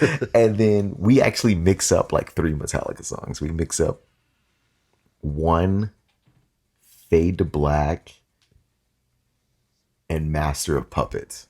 I think we do some splicing and mix it together somehow. And the curtains open, man, and like it didn't matter what side of the block you came from, what who you hung out with, school. It's like everybody's like right there, and it's like you said, like 300 400 kids, just teenagers. Doesn't matter if you listen to rock or metal, and everyone's just screaming, having a good time. People got expelled because they were pushing and mosh pitting and jumping on stage and all this. It's fucking crazy. It's like, I didn't know anybody. All of us were the weird kids down the hall and whatnot. So it's funny that you said that, because it's awesome. It's crazy. But I'll never let anybody know what it's named to go look it up. Oh man, it's great. It's cool, but you have to send us the audio, and I'll just tack it on the end. We don't have to see the picture. Yeah. All you hear is a bunch of screaming from people and whatnot. There's 2 videos though. There's the audition video, and then there's the actual day of type thing. That's maybe awesome. One day I'll put a link to it or do a quick snippet of it, but it's fun. It was like in 2008 or something like that. I don't know. Wow. Fun stuff. It's fun, and then you can like swing to the complete other side of the spectrum where it's like, do you remember the first time you had a crowd turn on you? It's like the high school, like, talent shows, everyone fucking loves you and like you feel awesome. In the real world. But do you remember the first time like you played a show and like the room and turned on you? They're like, what the fuck is this? Who are you? Please get out. I remember. Yeah. Fights are starting. Let's pack up the truck and get the fuck out of here. Get the gear out as soon as you can. Yep. Nicole and I were talking about that show, actually. She wasn't at that show, but one of them was that one in Sherwood Park. Yeah. Okay, I need this story. I need all of you said I need this story. I need this story. It used to be called Friar Tuck's. Right. Because Friar Tuck. Yeah, and then it turned into I forget. It was like Palomino or something like that. I think it was a Palomino, wasn't it? I don't remember. Anyways, sounds familiar. Back behind the bus barns there in Sherwood Park, and I just remember that guy beaking off at Trevor in the crowd, and I just remember him wanting to fight him at the end of the show, and yeah, we had to get the gear out of there as fast as we could, but there was no back entrance to that place, so we had to load all the gear out the front. So everybody was coming out the front, and there was like, it felt like there was a lot of people there in the front. I was just trying to load the van up as soon as I could and get the hell out of there because, you know, I'm like, I'm not getting our gear wrecked here in this place. And Trev is beaking off to this guy, and I don't even know if they ended up going at it, but I just remember trying to get the gear out. That's all I remember. It was kind of a small town, but it was super close to big city Edmonton, and so everybody at that bar probably knew each other, and we didn't know any of them. And I remember being on stage, we were playing. Did we not rent lights that night too? I seem to remember having some sort of big lights that we had to fuck around with. We put a good fucking effort in. We put a light show and shit, yeah. A fucking pool table right at the front of the stage, and we're just like, what the fuck is going on? And like, they were just playing pool, and that rubbed Trev the wrong way. Yep. Like, there was a lot of back and forth while we were playing between them too. Yeah, we were rocking, out, and then I'd look over and Trev's yelling at them, and they're yelling at Trev, and you know, cursing back and forth between songs, and we were just trying to get through our set, and then you know, you get these groups of people that everyone in the bar knows each other, so of course everyone has their back, and you guys are like the outsiders. Yeah. So we rocked it out. We finished our set. We grabbed our shit, and we tried to load up the vans as, you know, these other people were piling up around, and Trevor was yelling back and forth, and yeah, it was interesting. There was no after gig beer that time. It was go somebody else's house maybe, but yeah. And I remember King's Night. With you, Dean. Oh yeah. I don't. What happened? When you at the end of the show, I forget what you said, but it was basically like, you know, if you didn't like it, then fuck you. Basically, that was what you said in the mic. Really? Something about this was a total waste of my time, and that was it. That was it. Yeah. I was a little dick back in the day. Yeah, flipping off the crowd as we were trying to finish our shit, and just don't even remember. I don't remember how we all got those rock and shows, roll. You know, like rock and roll. I don't know how we got that gig in Sherwood Park or how I got the gig in Kings Night. Like I don't even remember how those came to be. Like it just. Well, we played everywhere in that town anyway, so it's not like. Yeah, I think we got into a lot of places pretty easily. So, all right. So now I want to know worst gig and best gig. Oh man, well, that one in Sherwood Park was the worst. Okay, wait, was it? I think so. Well, it was either that or that. I don't know how we got hooked up with that pig roast. Yeah, that was on the tip of my tongue. That was all right. I mean, it was in a garage on an acreage. It wasn't even a garage. It was just the power. Talk about country bumpkins. Okay, so Armani, there was a dude there. His name was Uncle G? Uncle B? Oh, Uncle B. He had a fucking carton of milk in his hand, but it was full of whiskey. Like that's what he wanted you to call him, Uncle B? Yeah, he was just he was just crazy. He was just like screaming. He was like probably in his 40s or 50s. Like he was an old guy. Easily 50s, yeah. Like a biker. And he was drinking out of a milk carton. As if like anyone cared that he was drinking whatever he was drinking. Who cared? But like, I swear to God, he was probably just crazy drinking milk. And crazy old man. Yeah, screaming at us the whole time. And there was literally a pig through a stick. Like it was a for real pig roast. Well, you got to rewind though, because I don't know who got us that show, Trevor, but we had to drive. to drive about 2. Yeah, we had to drive like 2 hours out of town, over 2 hours out of town, on these really shitty dirt roads. The only way that we could find where we were going is they put these big plastic pigs, just decorations with like arrows, just in the ground on poles. So you're driving, you see a pig with an arrow. So you finally get to this. So you follow a bunch of those. And then we find a place to park, and there's cars everywhere. and we're grabbing our gear and we're walking towards where we're supposed to play. And there's people sitting in their cars sharpening these giant knives, and we know nobody there. Nobody. So that's not a cue to yeah. It was a gig, man. It was a gig. We just had it was to a play gig. You had to take it. You got to do what you got to do. Yeah. So we're walking and we're unloading our stuff and walking past these cars where people have these giant, almost military type knives, and they're sharpening shit up and oh man. Yeah, they had this giant bonfire. I remember at the end they had the giant bonfire going, which was probably had to have been 40 feet across. Oh yeah, it was like the doors. Like you could walk through this. Yeah. Like they were chopping down full trees, dragging it into the middle and just throwing them on the pile, kind of a thing.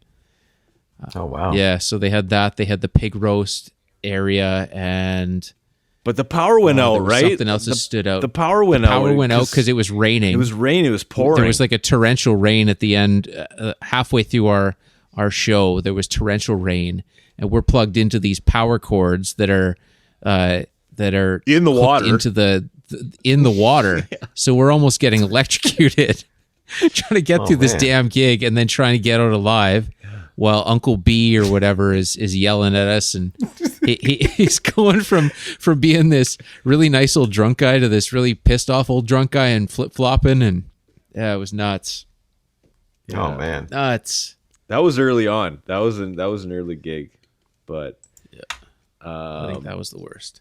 Best gig though. That's gold. I think there's two of them. I think you guys are going to say University. Yeah, man.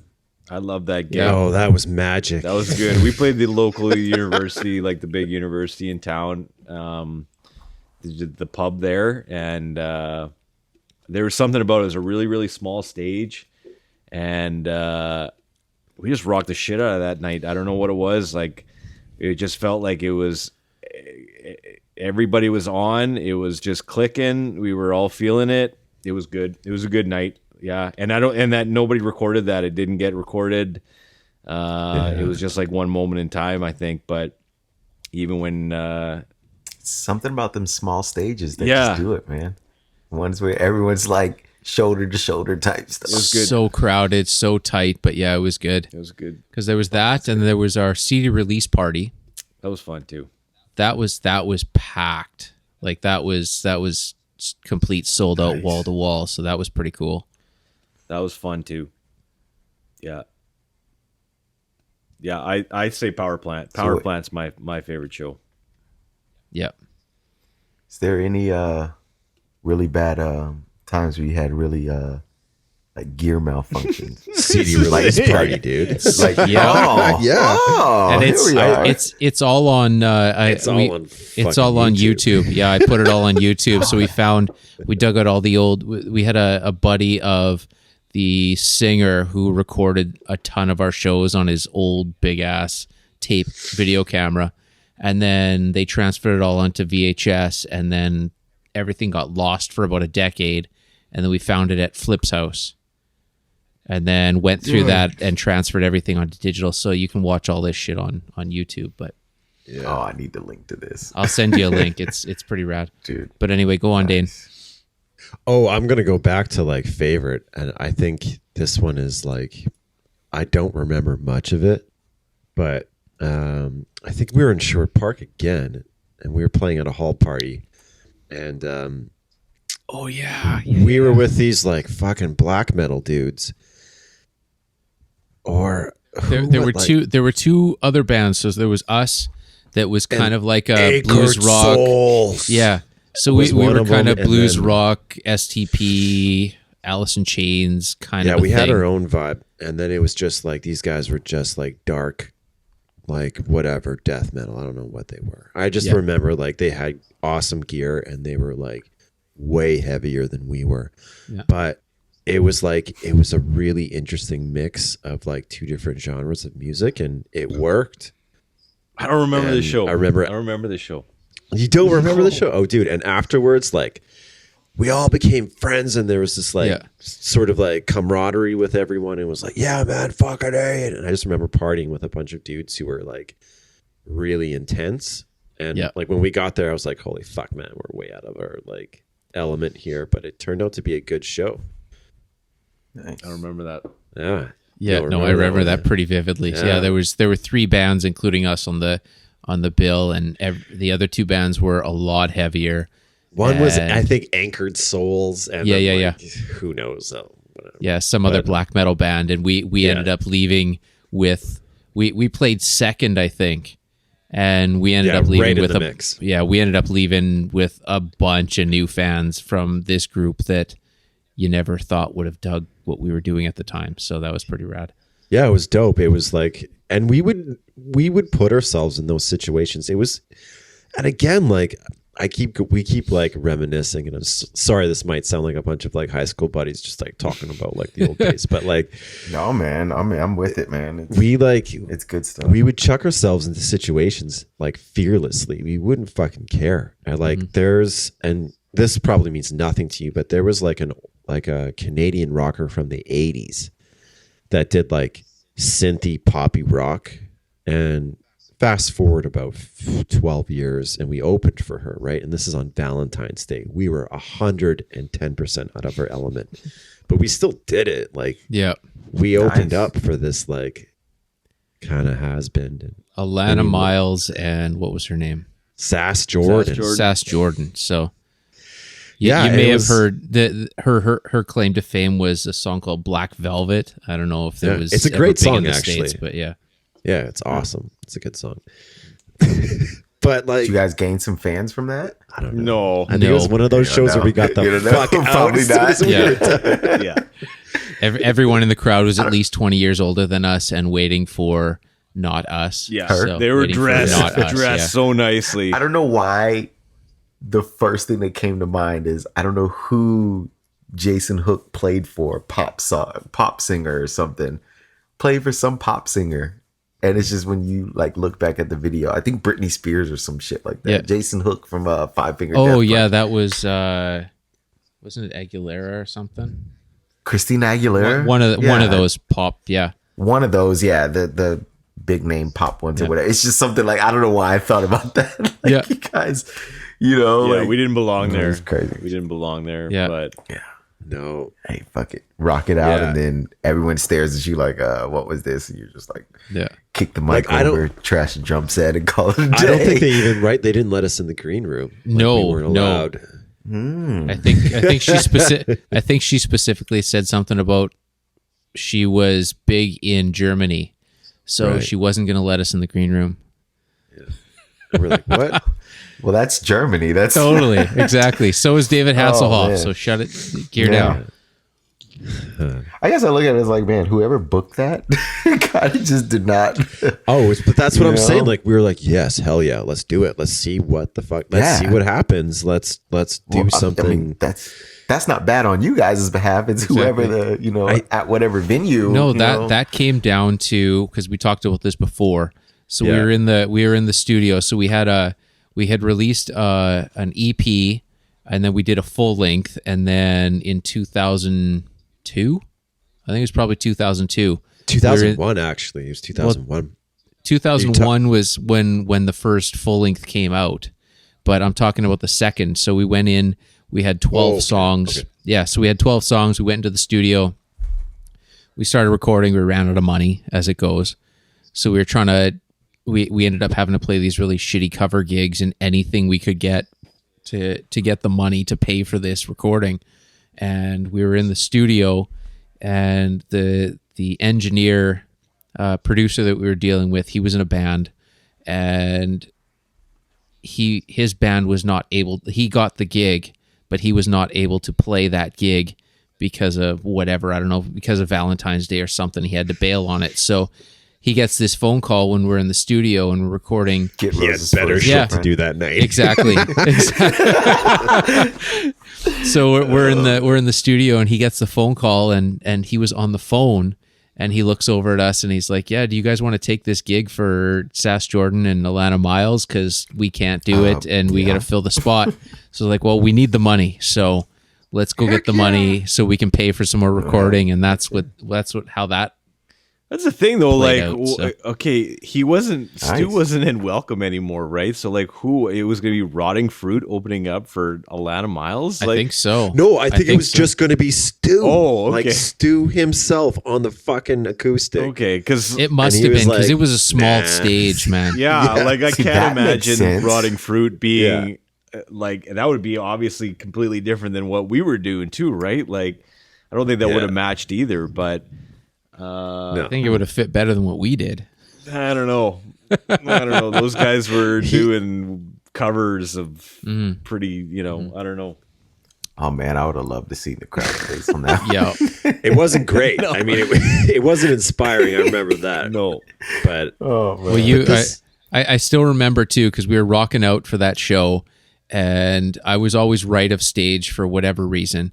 And I looked over at you partway through the show, and you're climbed up on your bass rig, and you're jumping up and down, rocking your ass off, up on your bass rig.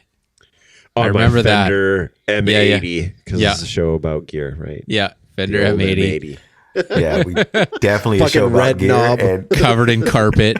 Yeah. Let's go back though to that Man. CD release party. And what is the rig that died on you? That Okay, was the so- same Yeah. one, wasn't it? Or did Yeah, you rent yeah. one that Oh, night? we rented one. Yeah, I rented one. I rented like a David and Eden, like it was like a 410 setup with like, I don't know, it was a 600-watt fucking whatever. Like it was supposed to be the loudest thing that like Long McQuaid had, and I was like, this is gonna be awesome. And you're gonna push through the mix, like, whatever. Yeah. They're gonna hear me tonight. yeah, I was just like, this thing's gonna be fucking awesome. And then like I think first song, second song, it just like overheated. I don't know what happened. Like, it was a solid state, right? Like I was like, this is foolproof. Oh. Nothing's gonna happen. This thing's fucking rock solid. And it just like crapped out. It just like at one point I was kicking it and like You can watch this second for second on the YouTube deal. I'll send you the link. But yeah, it's pretty fun. awesome. Please do, because this is gonna be golden. So when his rig goes down, then I don't know. Trev was trying to help fix the rig, and then we had it's brutal. we had the guy that was working the board. He came Kevin. over with his flashlight, and they're trying to figure it out. Kevin. So really, the only two cats that had anything going on was myself and Flip. So he's on drums, I'm on guitar, and we just started doing this freeform jam thing just to fill some time because you don't want dead space, right? I mean, It was like Yeah. the 10 place minutes. was packed. The place was it was packed. like so long. Yeah, so we had like 10 plus minutes to do something. So we just had this freeform jam, bluesy rock, whatever, guitar solo thing that it was just completely improvised on the spot. I don't even know where it came from or where it was going, but just trying to hold that space while these guys are digging at an amp, it was pretty crazy. So Nice. Yeah. and for gear on that rig, I had my Paul Reed Smith, which I still have right now. It's a 96 Paul Reed Smith Standard gold top. So I had that, and I rented a G&L. I think it was like a Rampage or something, kind of the Jerry Cantrell style model there. So I rented that as like a backup. And I had also rented, because at the time I had a 410 Fender Hot Rod DeVille, which was my main amp. But at the time, like, it was such a big gig that I ended up renting a Marshall 412 and a Yeah. I think it was a 90. It had to be a 98-ish Mesa dual rack. So I played through that for that, and that was a killer rig too. So Nice. yeah. Oh, I wish I would have bought So that what's- damn amp.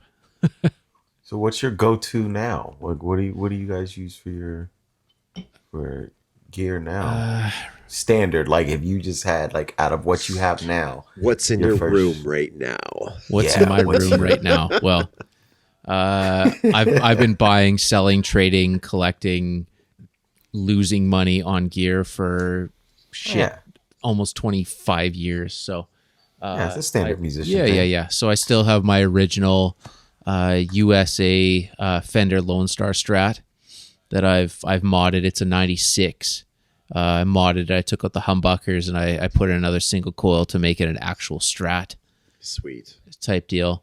I've got my original 96 gold top Paul Reed Smith Standard that I've ran through probably 20 different pickup combinations, but right now I'm settled with Seymour Duncan Alpha Omegas that are... How are those? They're awesome, man. They're super clear, super... it's one of those pickups that you get where it shows your mistakes, but when you're on, it sounds amazing, and it's great to add in the mix. So that's what's his name from Periphery. Mark Holcomb. Yeah. So so I got those. Love those.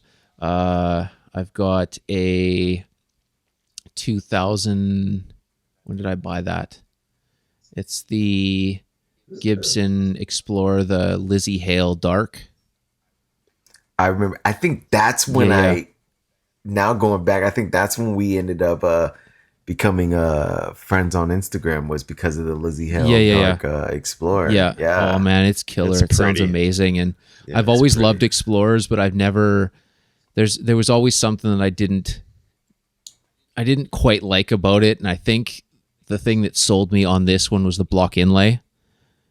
Because since I've had my Les Paul Custom, I'm all about the block inlay for whatever reason. I hate the dots. Yeah, it's boring. It's like either put nothing on there or put like the Paul Reed Smiths with the birds, or do blocks, man. The dots are boring. I got the dots on my Strat, and I also have the dots on my Paul Reed Smith. This was pre when they started doing the birds, so pre-birds. Yeah. So it's prehistoric. Oh fuck, man, it's old.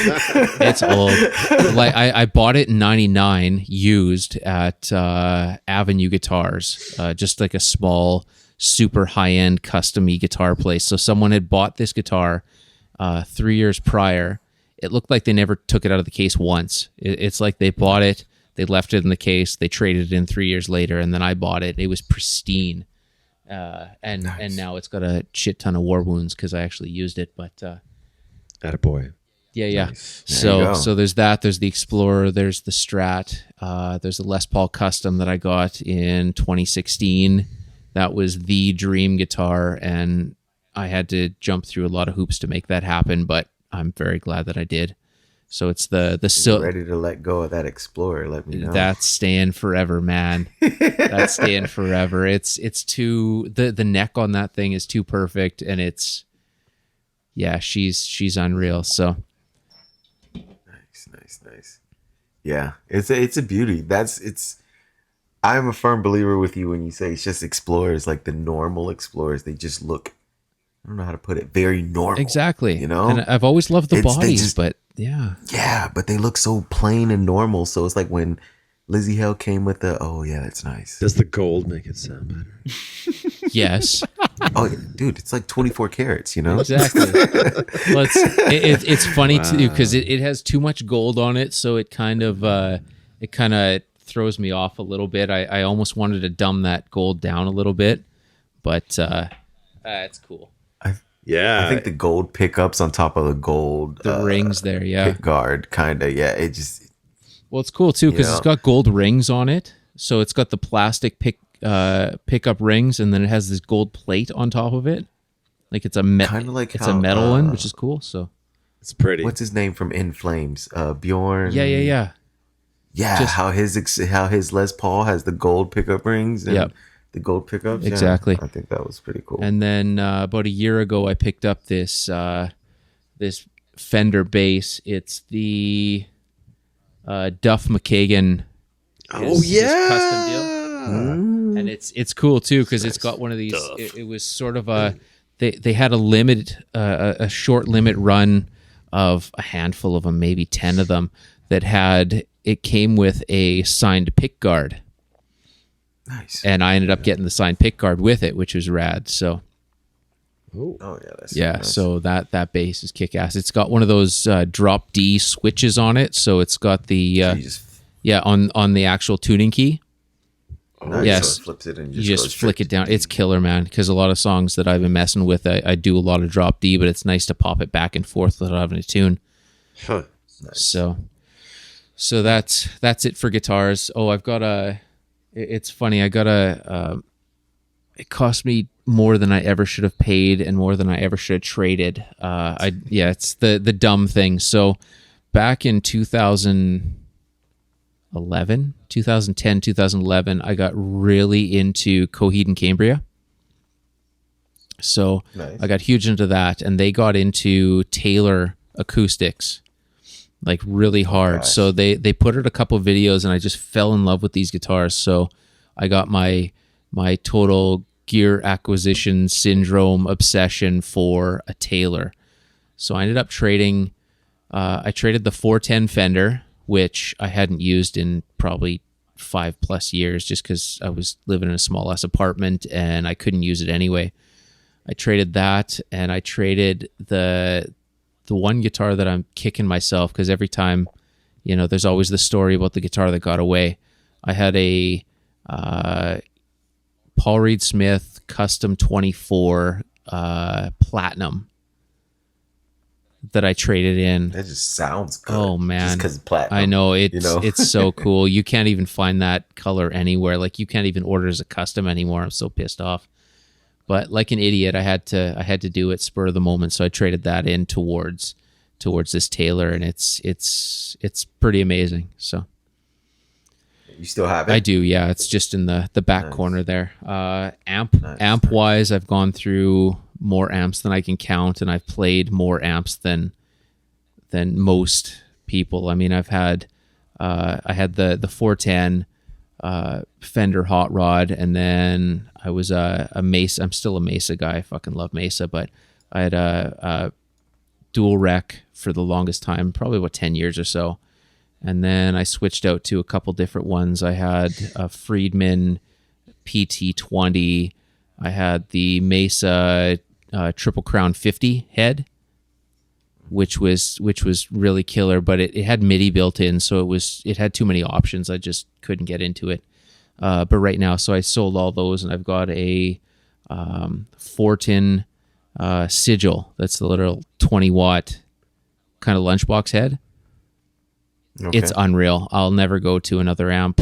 It's all I need. I mean, when it comes down to if I get into playing live, it's all that I'll ever need. It does kind of hot rodded Marshall tones for channel 1, and channel 2 is just unreal, over the top Fortin metal brutality. So I think that's the best thing about with today and technology. It's now you don't need the 50 to 100 watt heads, no matter what size venue or size gig you're playing. You can have a 5 or a 10 or 20 watt head. You run it through anything, whether you're miking it up or whether you do a a two tones, the impulse response, the torpedoes, the torpedoes with the impulse responses or anything like that, and it's gonna sound phenomenal. You can make your sound almost anything that you want it to be. It's unreal. Yeah. With today's technology, which is great, it cuts costs and it allows you to kind of keep that same sound no matter what you do. Yeah. That's why I always explain to some people that are starting, and they're like, I really want this 50 watt head, and I'm like, when are you? It's kind of like a car. Yep. You can have 800 horsepower, but where are you going to use 800? You're not going to go to the racetrack. You have a 100 watt head or a 50 watt head, but you're not going to get the true power of it unless you crank it past half. Exactly. And most places that you're playing, you do half, you're drowning out everybody else that you play with, So I think that's one of those things that's the best thing about technology nowadays. So you can get you a nice 20 watt head, and it's all you need. And with the recording studio side of things, I mean, I'll do one solid rhythm track with that. And for the most part, the rest of it is just amp models in your plugins, right? So because those are getting so close. I mean, there is a difference, but when you start, if you have the basis of a of a really good tube amp and then color in with the rest of it, it blends nice. So you don't really have to have a $3,000 to $6,000 guitar amp. And in 2016, 17, I went to the NAMM show, which is a big all-round music. They have everything. It's a gear. I don't know, how would you explain it? It's like I would love to go. It's unreal, and so you went to the one in the States? I did. So it was the one in Cali, right? Yeah. And it was unreal, but it was also overwhelming, and I would never go again. It's one of those things where I was happy that I went just to experience it, but it's too much, man. And you think, okay, so you go down there and it's all the biggest gear companies in the world showing their wares. It's like a big sales convention. Originally it was a sales convention, and then they started opening up slowly to the public for with specific invites and passes through certain stores and whatever. And that's how I got mine. Right. But yeah, you think it's so great because you can see all the newest of the new, but you can't hear anything. It's just super loud white noise everywhere. Oh wow! Yeah, it's unreal. It's too big. It's too much. But yeah, it was cool. But I've had the opportunity to play through, $6,000 Friedman BE100s to, Soldano SLO 100s to like these major out of price insane guitar amps, and I would still go. Like I can't justify the price of these giant ones, and it comes down to with amp modeling, being a recording guy for the most part right now.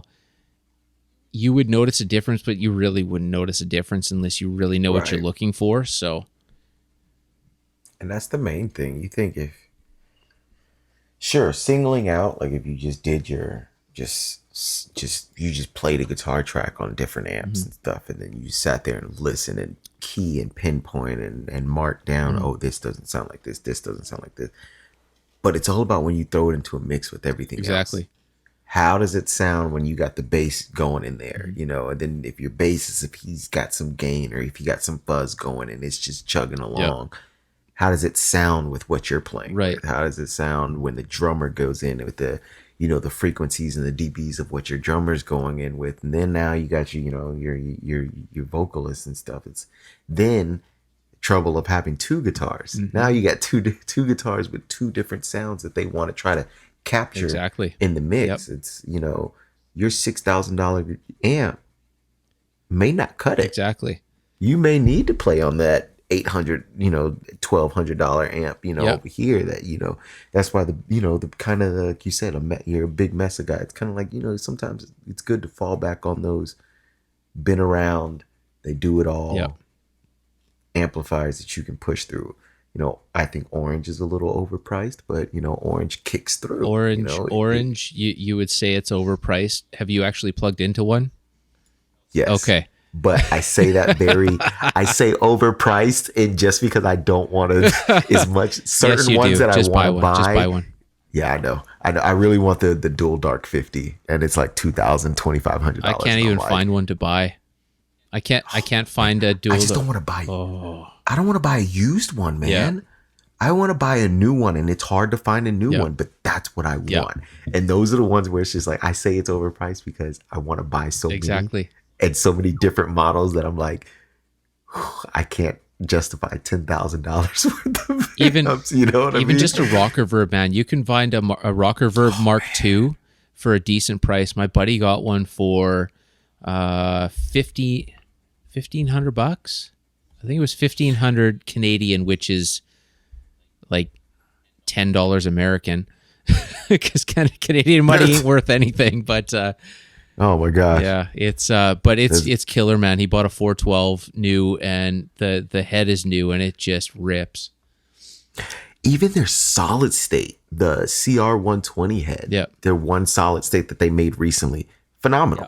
I'm actually on Zounds right now pulling up, like, I don't know if you guys ever use their website. I find the conversion to Canadian is overpriced and unjustifiable. But I was talking to Dane a little while ago about, because you were looking for different distortion sounds, right? And I sent you a link to that Orange Micro Dark.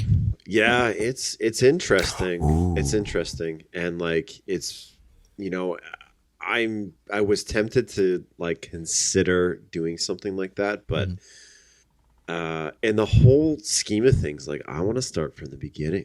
Like, yep. I hear your stories, and like I understand what you guys are saying. Like, just like get a whole bunch of amp modeling, and like it basically sounds the same. Like I probably wouldn't be able to tell the difference, but like I want to start from the very beginning. Like I got this loud as fuck, and the more I look into it, the more I want to like mod it out, and I'm understanding why it's so fucking loud. But I got a DeVille, I got a 212, and the issue is the volume pot on it, and it's a marketing thing where it just like exponentially goes up between like 0 and 1. So when you're in the store, you try it out, you think it's loud as fuck, but like when you get past 2 or 3, it sort of levels out, and and the volume gain is not as much as you get between like 0 and like 1. It's crazy. It's a marketing. It makes it unplayable. Yeah. So I've got this amp which I've always wanted, a tube amp. Like I've never had one before. I've like, for whatever reasons, I've been doing other things in life and traveling around. I've just never been able to have like a tube amp. And so I got the basic generic workhorse that everyone's been talking about. And it's great, but now I'm starting to understand like why it's great and why it's not so great. And again, like I the first pedal I picked up was like a tube screamer, right? And like I'm trying to understand how to make a tube screamer work, because it's not a distortion, it's not a fuzz, it's an overdrive. And you want to overdrive the amp, which means you want to get the amp to a point where naturally it's about to sort of like break a little bit. You want to get that volume up, but you can't get the volume up on a DeVille. Because it's already fucking loud. Because it's too loud, right? So then I got to get like, turn your gain all the way down on the tube screamer. Well, I was thinking that's too. The thing. So you start to like, go ahead, Mike. Sorry, I've got an answer for your problem, and I looked into it a while ago. Yeah. So what you need to do is either buy one of those mini Dunlop volume pedals. Exactly. Either that or Electro Harmonics, and I think and put that shit in the pedals. effects loop. Exactly. So you put it in the effects loop. That's what your effects loop's for. So now you're taking the main volume from your preamp and you're cutting that down. So you're cranking up your preamp but cutting it down before it hits your power amp. So now it's usable, but you're still getting that girth of the tone.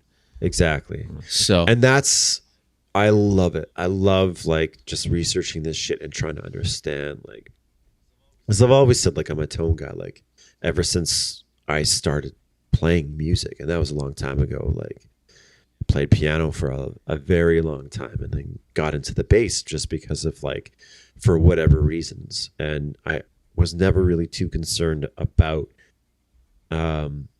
the specifics of it and why it sounded a certain way. Like I said, I had a Fender M80. It was a solid state workhorse.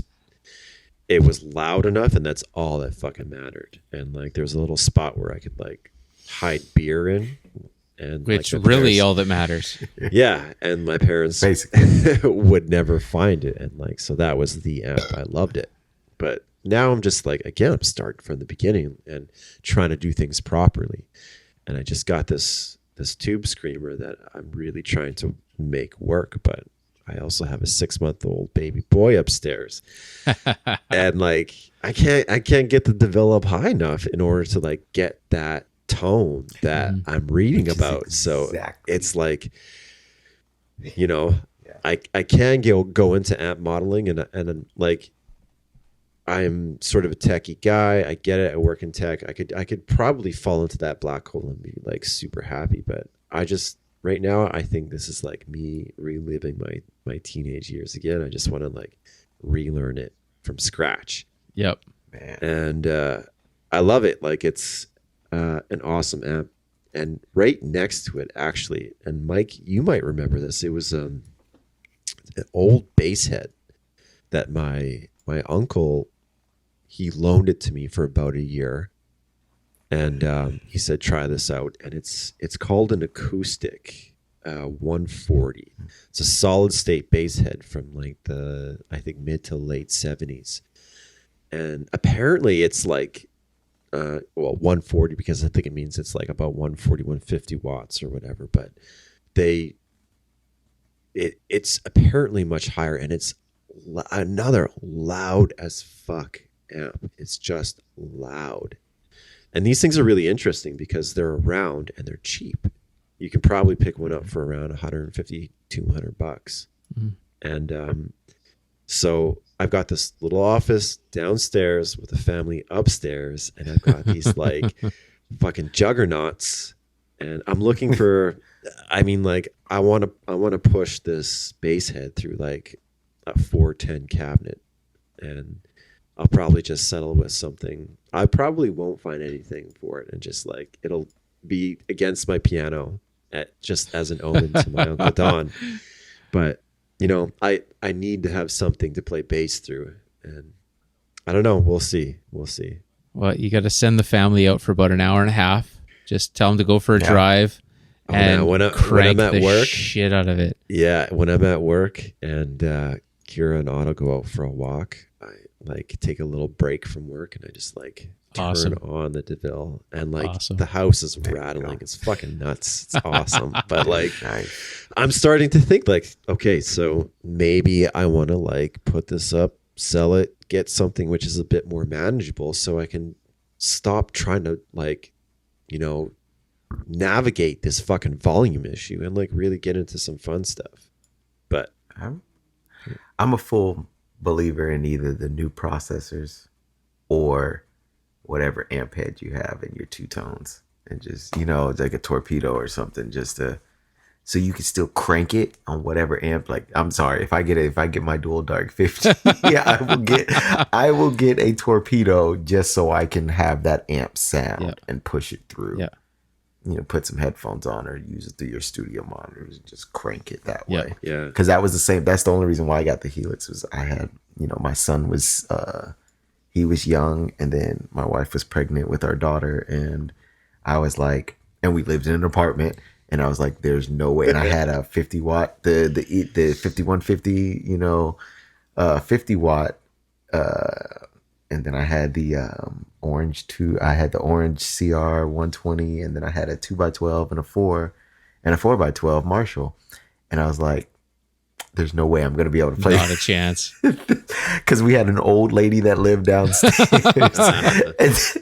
and then I was like, and then obviously I had my son who was only 6 or 8 months at the time. And then my wife was pregnant. I'm like, well, when my daughter comes in, I'm definitely not going to be able to play. So, and then I sold it all and got the Helix. And once I learned about IRs, you know, then it kind of worked. It worked out. It's so good, because I mean, even with my Fortin and any other 100 watt amp head that I've had, I've always ran it through my. I bought one of those Shure reactive load boxes that are. It basically takes.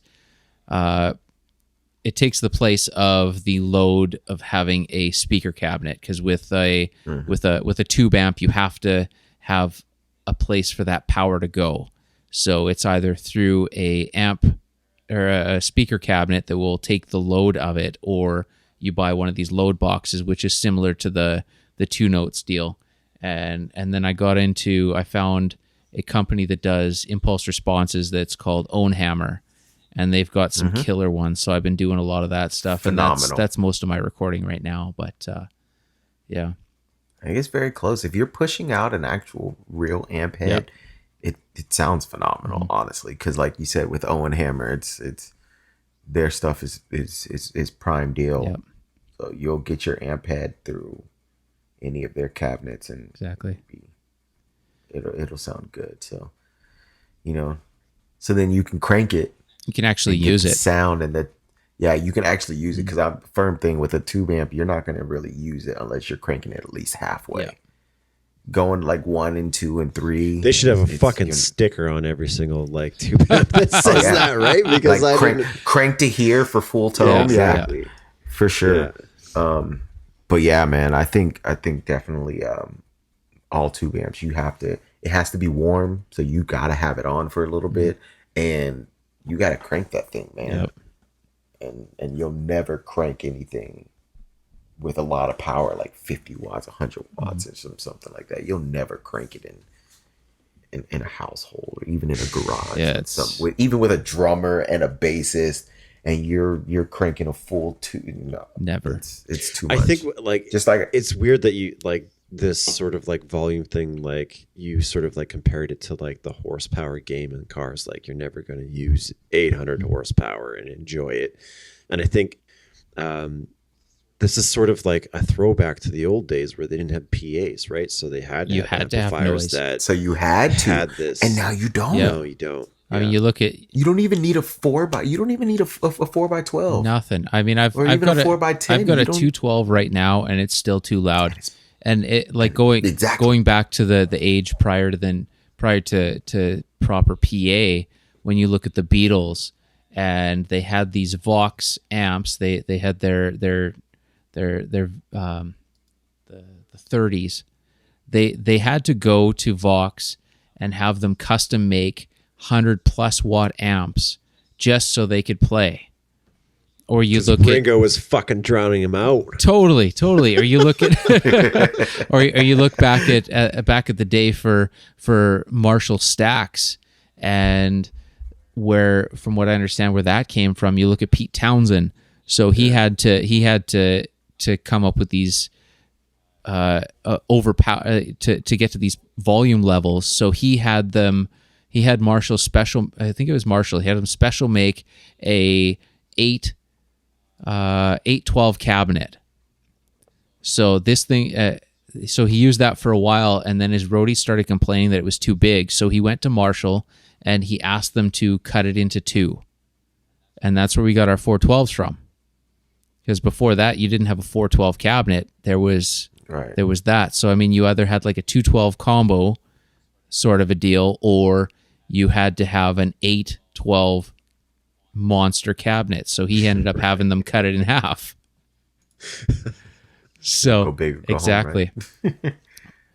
Well, I've got but we're at, what are we at here almost? Wait, before you shut this down, I got one big question, but we'll do yours first. Yeah, we'll do yours first. I've got this kazoo. It's pretty fucking awesome. It's made out of plastic. Yeah. And, limited edition? No, it's like generic, cheap.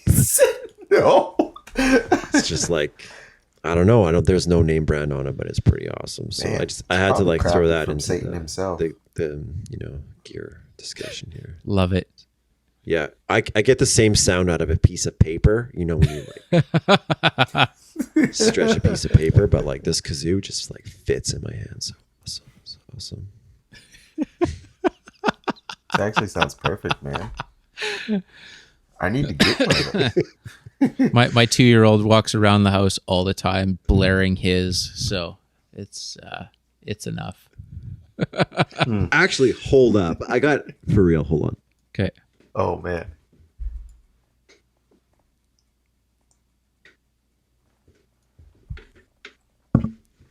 Yes. Phenomenal. So this is for Otto when he's old enough, and like inside is like it's a drum kit, like a tambourine. Nice tambourine. Got the sticks. Right, so it's like it's for real, like Fisher Price. Nice. Like it's got the sticks. It's got like the cymbals. Nice. And like nice. It's got it all. Like I can't wait. Well, you need to get Otto this. Oh man. You got to get him that. Going back into flip territory, the Pearl kit here. Nice. Wow. And it's awesome because they're 2 and 4, tiny. but they have rhythm and it's awesome, and they want to come down and play it all the damn time. So we're gonna have to sign you up once all this we get our vaccines and the COVID's done. I got to get you to start teaching a little bit of lessons here, Flip. No. So I've got one big question for everyone. So gear tone, just tone in general. What band or are there certain bands that would stick out to you as being the most inspirational tone wise? And I mean, it can be back to going to Flip. Is there certain bands, even being a music aficionado / music teacher / whatever, there's certain things that have stood out to you from certain bands that I guess inspired you to do other things, or you never really knew what was behind these certain sounds that have influenced you in the paths that you've taken musically? Like, is there something that stood out, say like you look at the first time you heard Black Sabbath, the very first song, Black Sabbath, that specific tone that stood out to you that could have changed the trajectory of your music tastes going forward? And this kind of goes for everyone. So, yeah, I think every band that I love, every band that is there a certain one that would stand out? Man, I don't know if I can pick just one. That's the thing. Like, kind of like Armani said, like, it's just all these different ones that you kind of, put together as one, right? That creates your kind of ultimate sound that you love, because it's difficult to just pick one. I feel like it's so many different things that go together.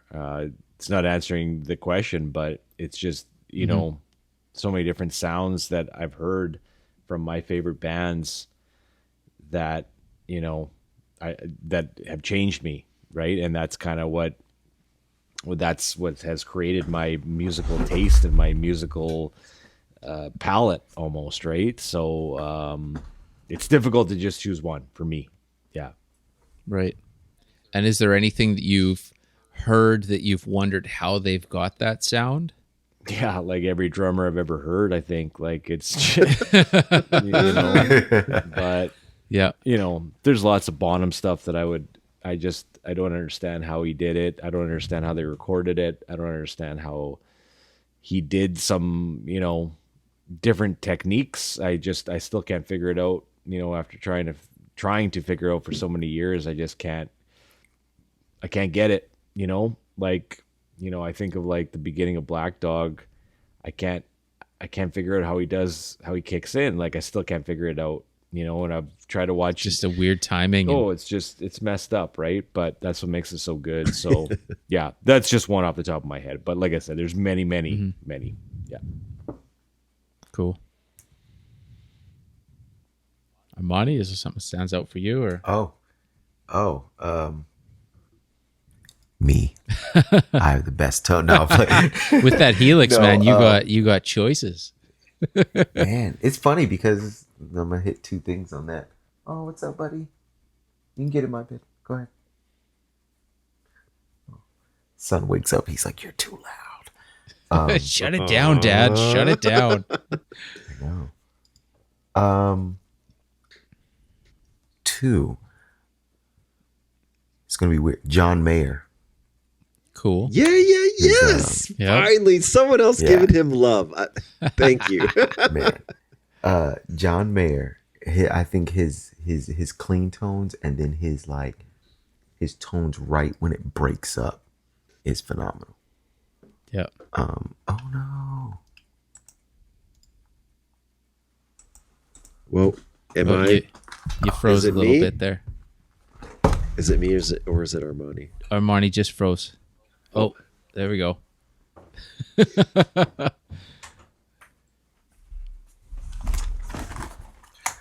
Oh, can't hear you. Back. Hello. You're muted. I'm there back. You go. Yes, I'm back. Where did I leave off of? It's storming over here, so I think I lost connection. Yeah. John Mayer. his clean tones and then his bluesy tone, like right when that breakup hits, I think are phenomenal. And then of course, Jim Root. Yeah. I think the tone that he's able to implement from not using an overdrive, using straight orange tone, just the gain channel on there, always, and it kind of has that, I don't know, you know how you get that tone where it feels like it's an airy type push. From it's one of those phenomenal things where it's not overly saturated, but it's not too low end and it's not too high end, but it has that good airy push, airy mids that's not too over the top mids. I think those are the two those are the two people that I've kind of looked at their tone and I was just like, man, that's phenomenal. And it's two tones that I cannot match. Well, and it's from doing some digging, wasn't he doing Soldano for a while? Was it Soldano or Dumble? Soldano, but that was years and years ago. Yeah. But I think what I've picked up, and same thing, there's so many different people that I can refer back to. But what I picked up is a lot of people have done is blending. Yeah. Blending amps, and it's so funny because that's the tone that I use. I blend amps and I blend cabs through the Helix, but. Zakk Wylde is another that I took inspiration from. Doing the chorus on your gain channel, Right. Adding chorus. I always will add chorus, whether it's mixed in very little or not. I'll always add it to give it more kind of like that more headroom type And thing. a little more body to it, I think. Yeah, it makes it more colorful, you know. It changes your tone. I'm a big tone chaser, so anybody that I hear, I generally try to like that. It's something stands out and it's not the generic sounding. I'll try to find something. I'll do my research on what gear they're using, and you know, if there's a Premier guitar video on them, to kind of figure out, oh, what's the guy's name? The dude from A Perfect Circle. Oh yeah, Baldwin. yeah. Unreal. Oh man, isn't he in I can't remember his name because I just started looking him up. I forgot his name too. Didn't he play in? Yeah, doesn't he play in Stone Sour? Is that the same guy or? I don't think so. I don't think so. But you know who I'm talking 100% about? I think no. his name's like David something. Yeah, 100%. So he was the guitar tech for Tool for ever. Yes. Yeah. Yes. His tone is phenomenal. The amount of different tones he gets, and I think he gets one from an old. That's a Friedman 1x8. That's a Friedman naked amp. So it's basically the first one of the first amps that Dave Friedman put out or started messing with it. It's like a specific kind of a branded amp for him. See, yeah. That and then his little 1x8 Gibson amp that he uses. And it's just one of those things where it's a phenomenal touch. Yep. It's the small things that where once like we were talking about earlier, you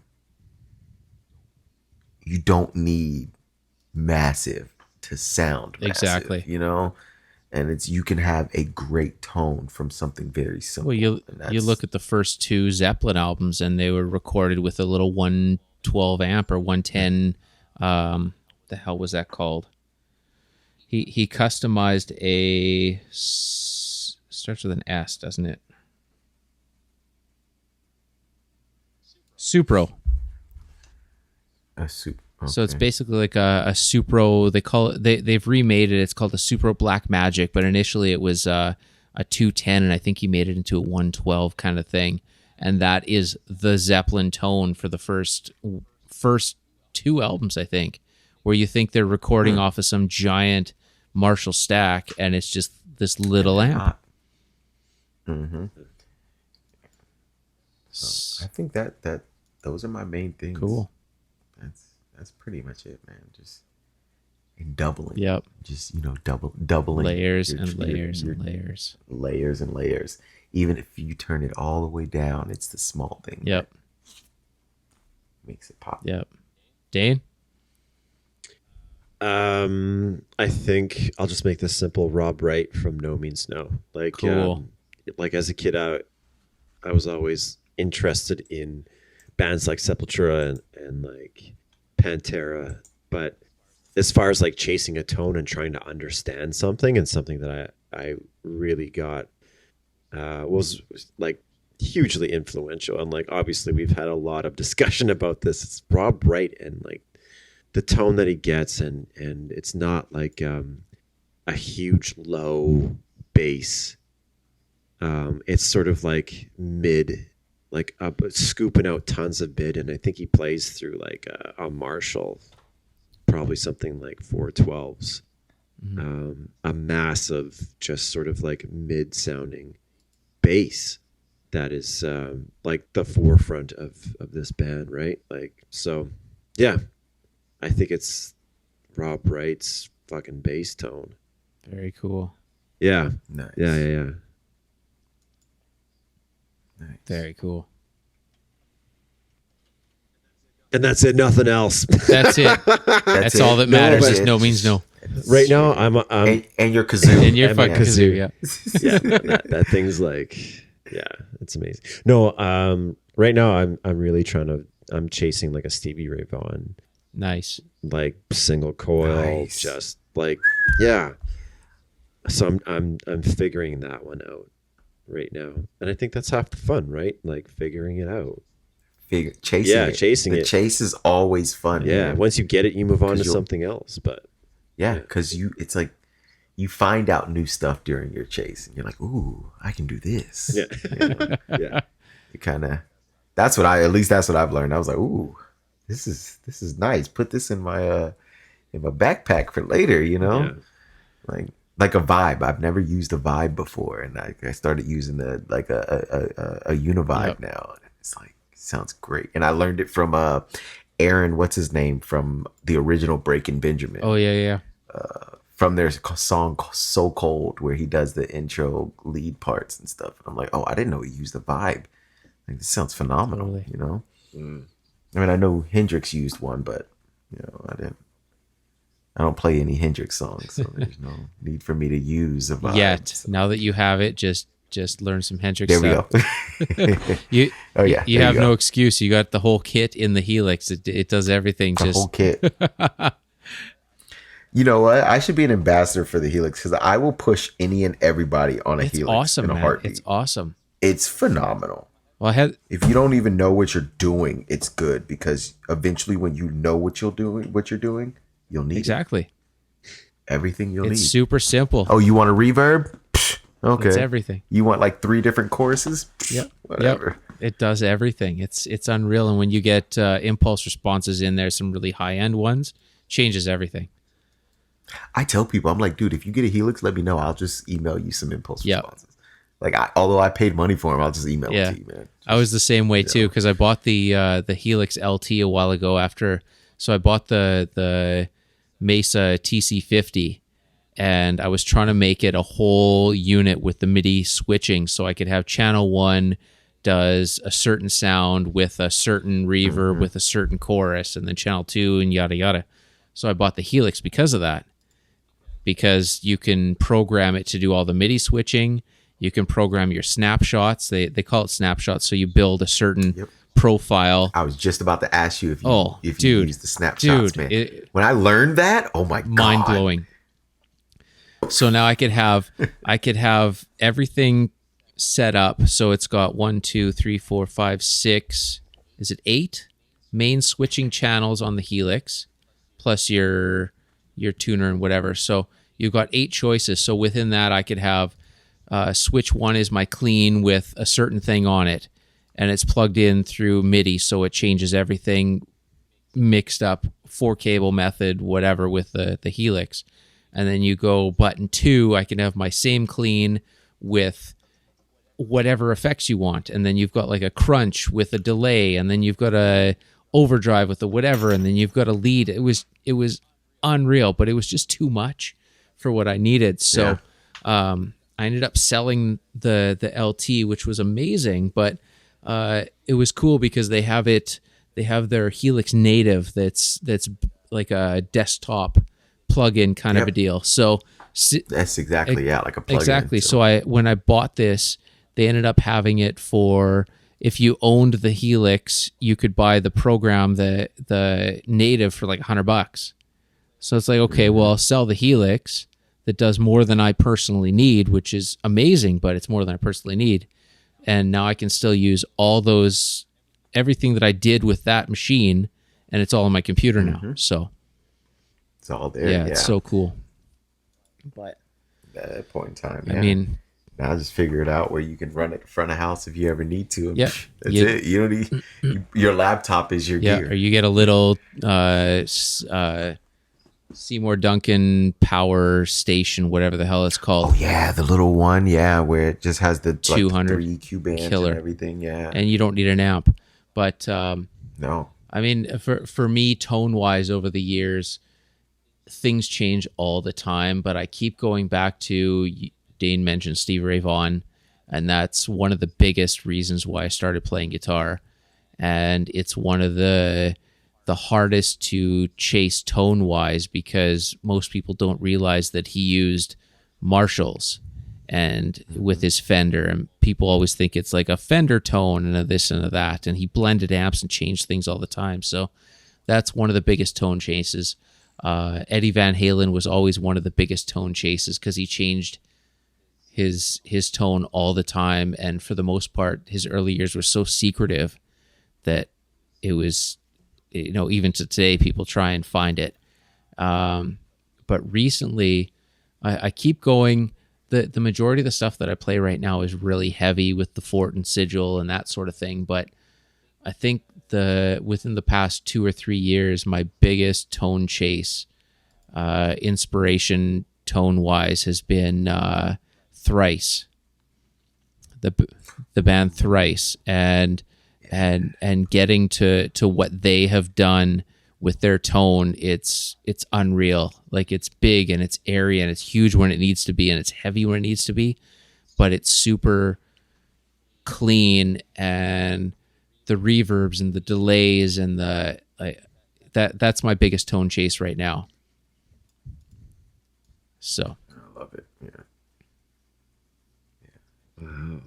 Actually, Thrice, when I first heard them, was actually, I watched one of their live little whatever, like what, Guitar Center or BBC Radio so good, or something like so that good. they did.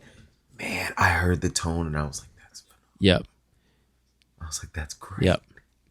And then that's how I got into exactly, and it's really cool too, because the last couple of years he's been using the Helix, and I've been trying to get someone to reproduce his rig. I've tried to contact, what is his name? It's slipping me right now. Too many beers. Anyway, Justin Kensrue. Kensrue is his last name. Anyway, I've contacted him to try and find, like, there's no response kind of thing, but I just wish someone would put out his Helix profile. Yeah. Because that would be just amazing. So there should be definitely be a forum of stuff like that where everyone just drops their profiling, because you never know what you'll find. Exactly. Speaking of, you guys heard of Ginger, right? The band Ginger? Yeah. Oh man, the bass tone in Ginger is phenomenal. I haven't dug deep yet, but I want to get into it. Oh man. If like, there's certain bands where, and I don't know, maybe it's just me when I think of it, like, you have like guitar centered bands, drum centered bands, vocal centered bands, or bass centered bands, where it's like, you listen to the band and you're like, okay, the guitarist is phenomenal. Like, I look at Metallica as like, Lars, great drummer, cool. Okay, I'm lying. His drumming is very kind of standard. It's standard drumming, other than like in the early with like Blackened and stuff. We talked about that in our Metallica episode, and it comes down to, he's not a great drummer, but he's the best drummer for Metallica. But sorry. Yes. Because if any other drummer was in there doing anything extra, it would be Metallica. It wouldn't be good. Exactly. Yeah, it wouldn't. So but so you could see, like, Metallica is a very guitar driven band. Yep. You have some bands like you have Pantera. I think that's more of a very guitar and vocal driven band. The lyrics are in your face, Phil is in your face, Dime's in your face. You know what I mean? Kind of. But the percussions, dude. But they're heavy. The percussions. It's there. It's there. But you know what I mean? And you know what? I take that back. I think Pantera is an all-around band. Yeah. Every instrument in there is an all-around thing. Alice in Chains is an old Alice in Chains, original Alice in Chains is an all-around type thing.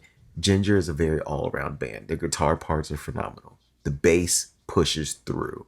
The drummer, phenomenal. And then the lead singer, being a female, screams better than half of some of these men. Yep. So it's pretty badass. So that's what I'm like, it's just... And I say that because the tone of the bass kind of pushes through more than anything. Like when I listen to them, I actually listen for the bass more than anything. I don't even pay attention to the guitars, or to the guitar because there's only one. But I strictly listen for the bass, and I'll watch playthrough videos of the basses, and it's just his tone is phenomenal, his technique is phenomenal, and they're all playing through Helixes anyway. Yeah. So that's the cool thing. Yeah. So. It's a cool thing. Cool. And coffee cabs. I kind of want to get one of those. I've seen a couple. I haven't. Yeah, cabs are interesting. That's a whole nother world where every cab will change the sound of any amp. So wood, speaker, electronics. Yep. It's a whole new realm.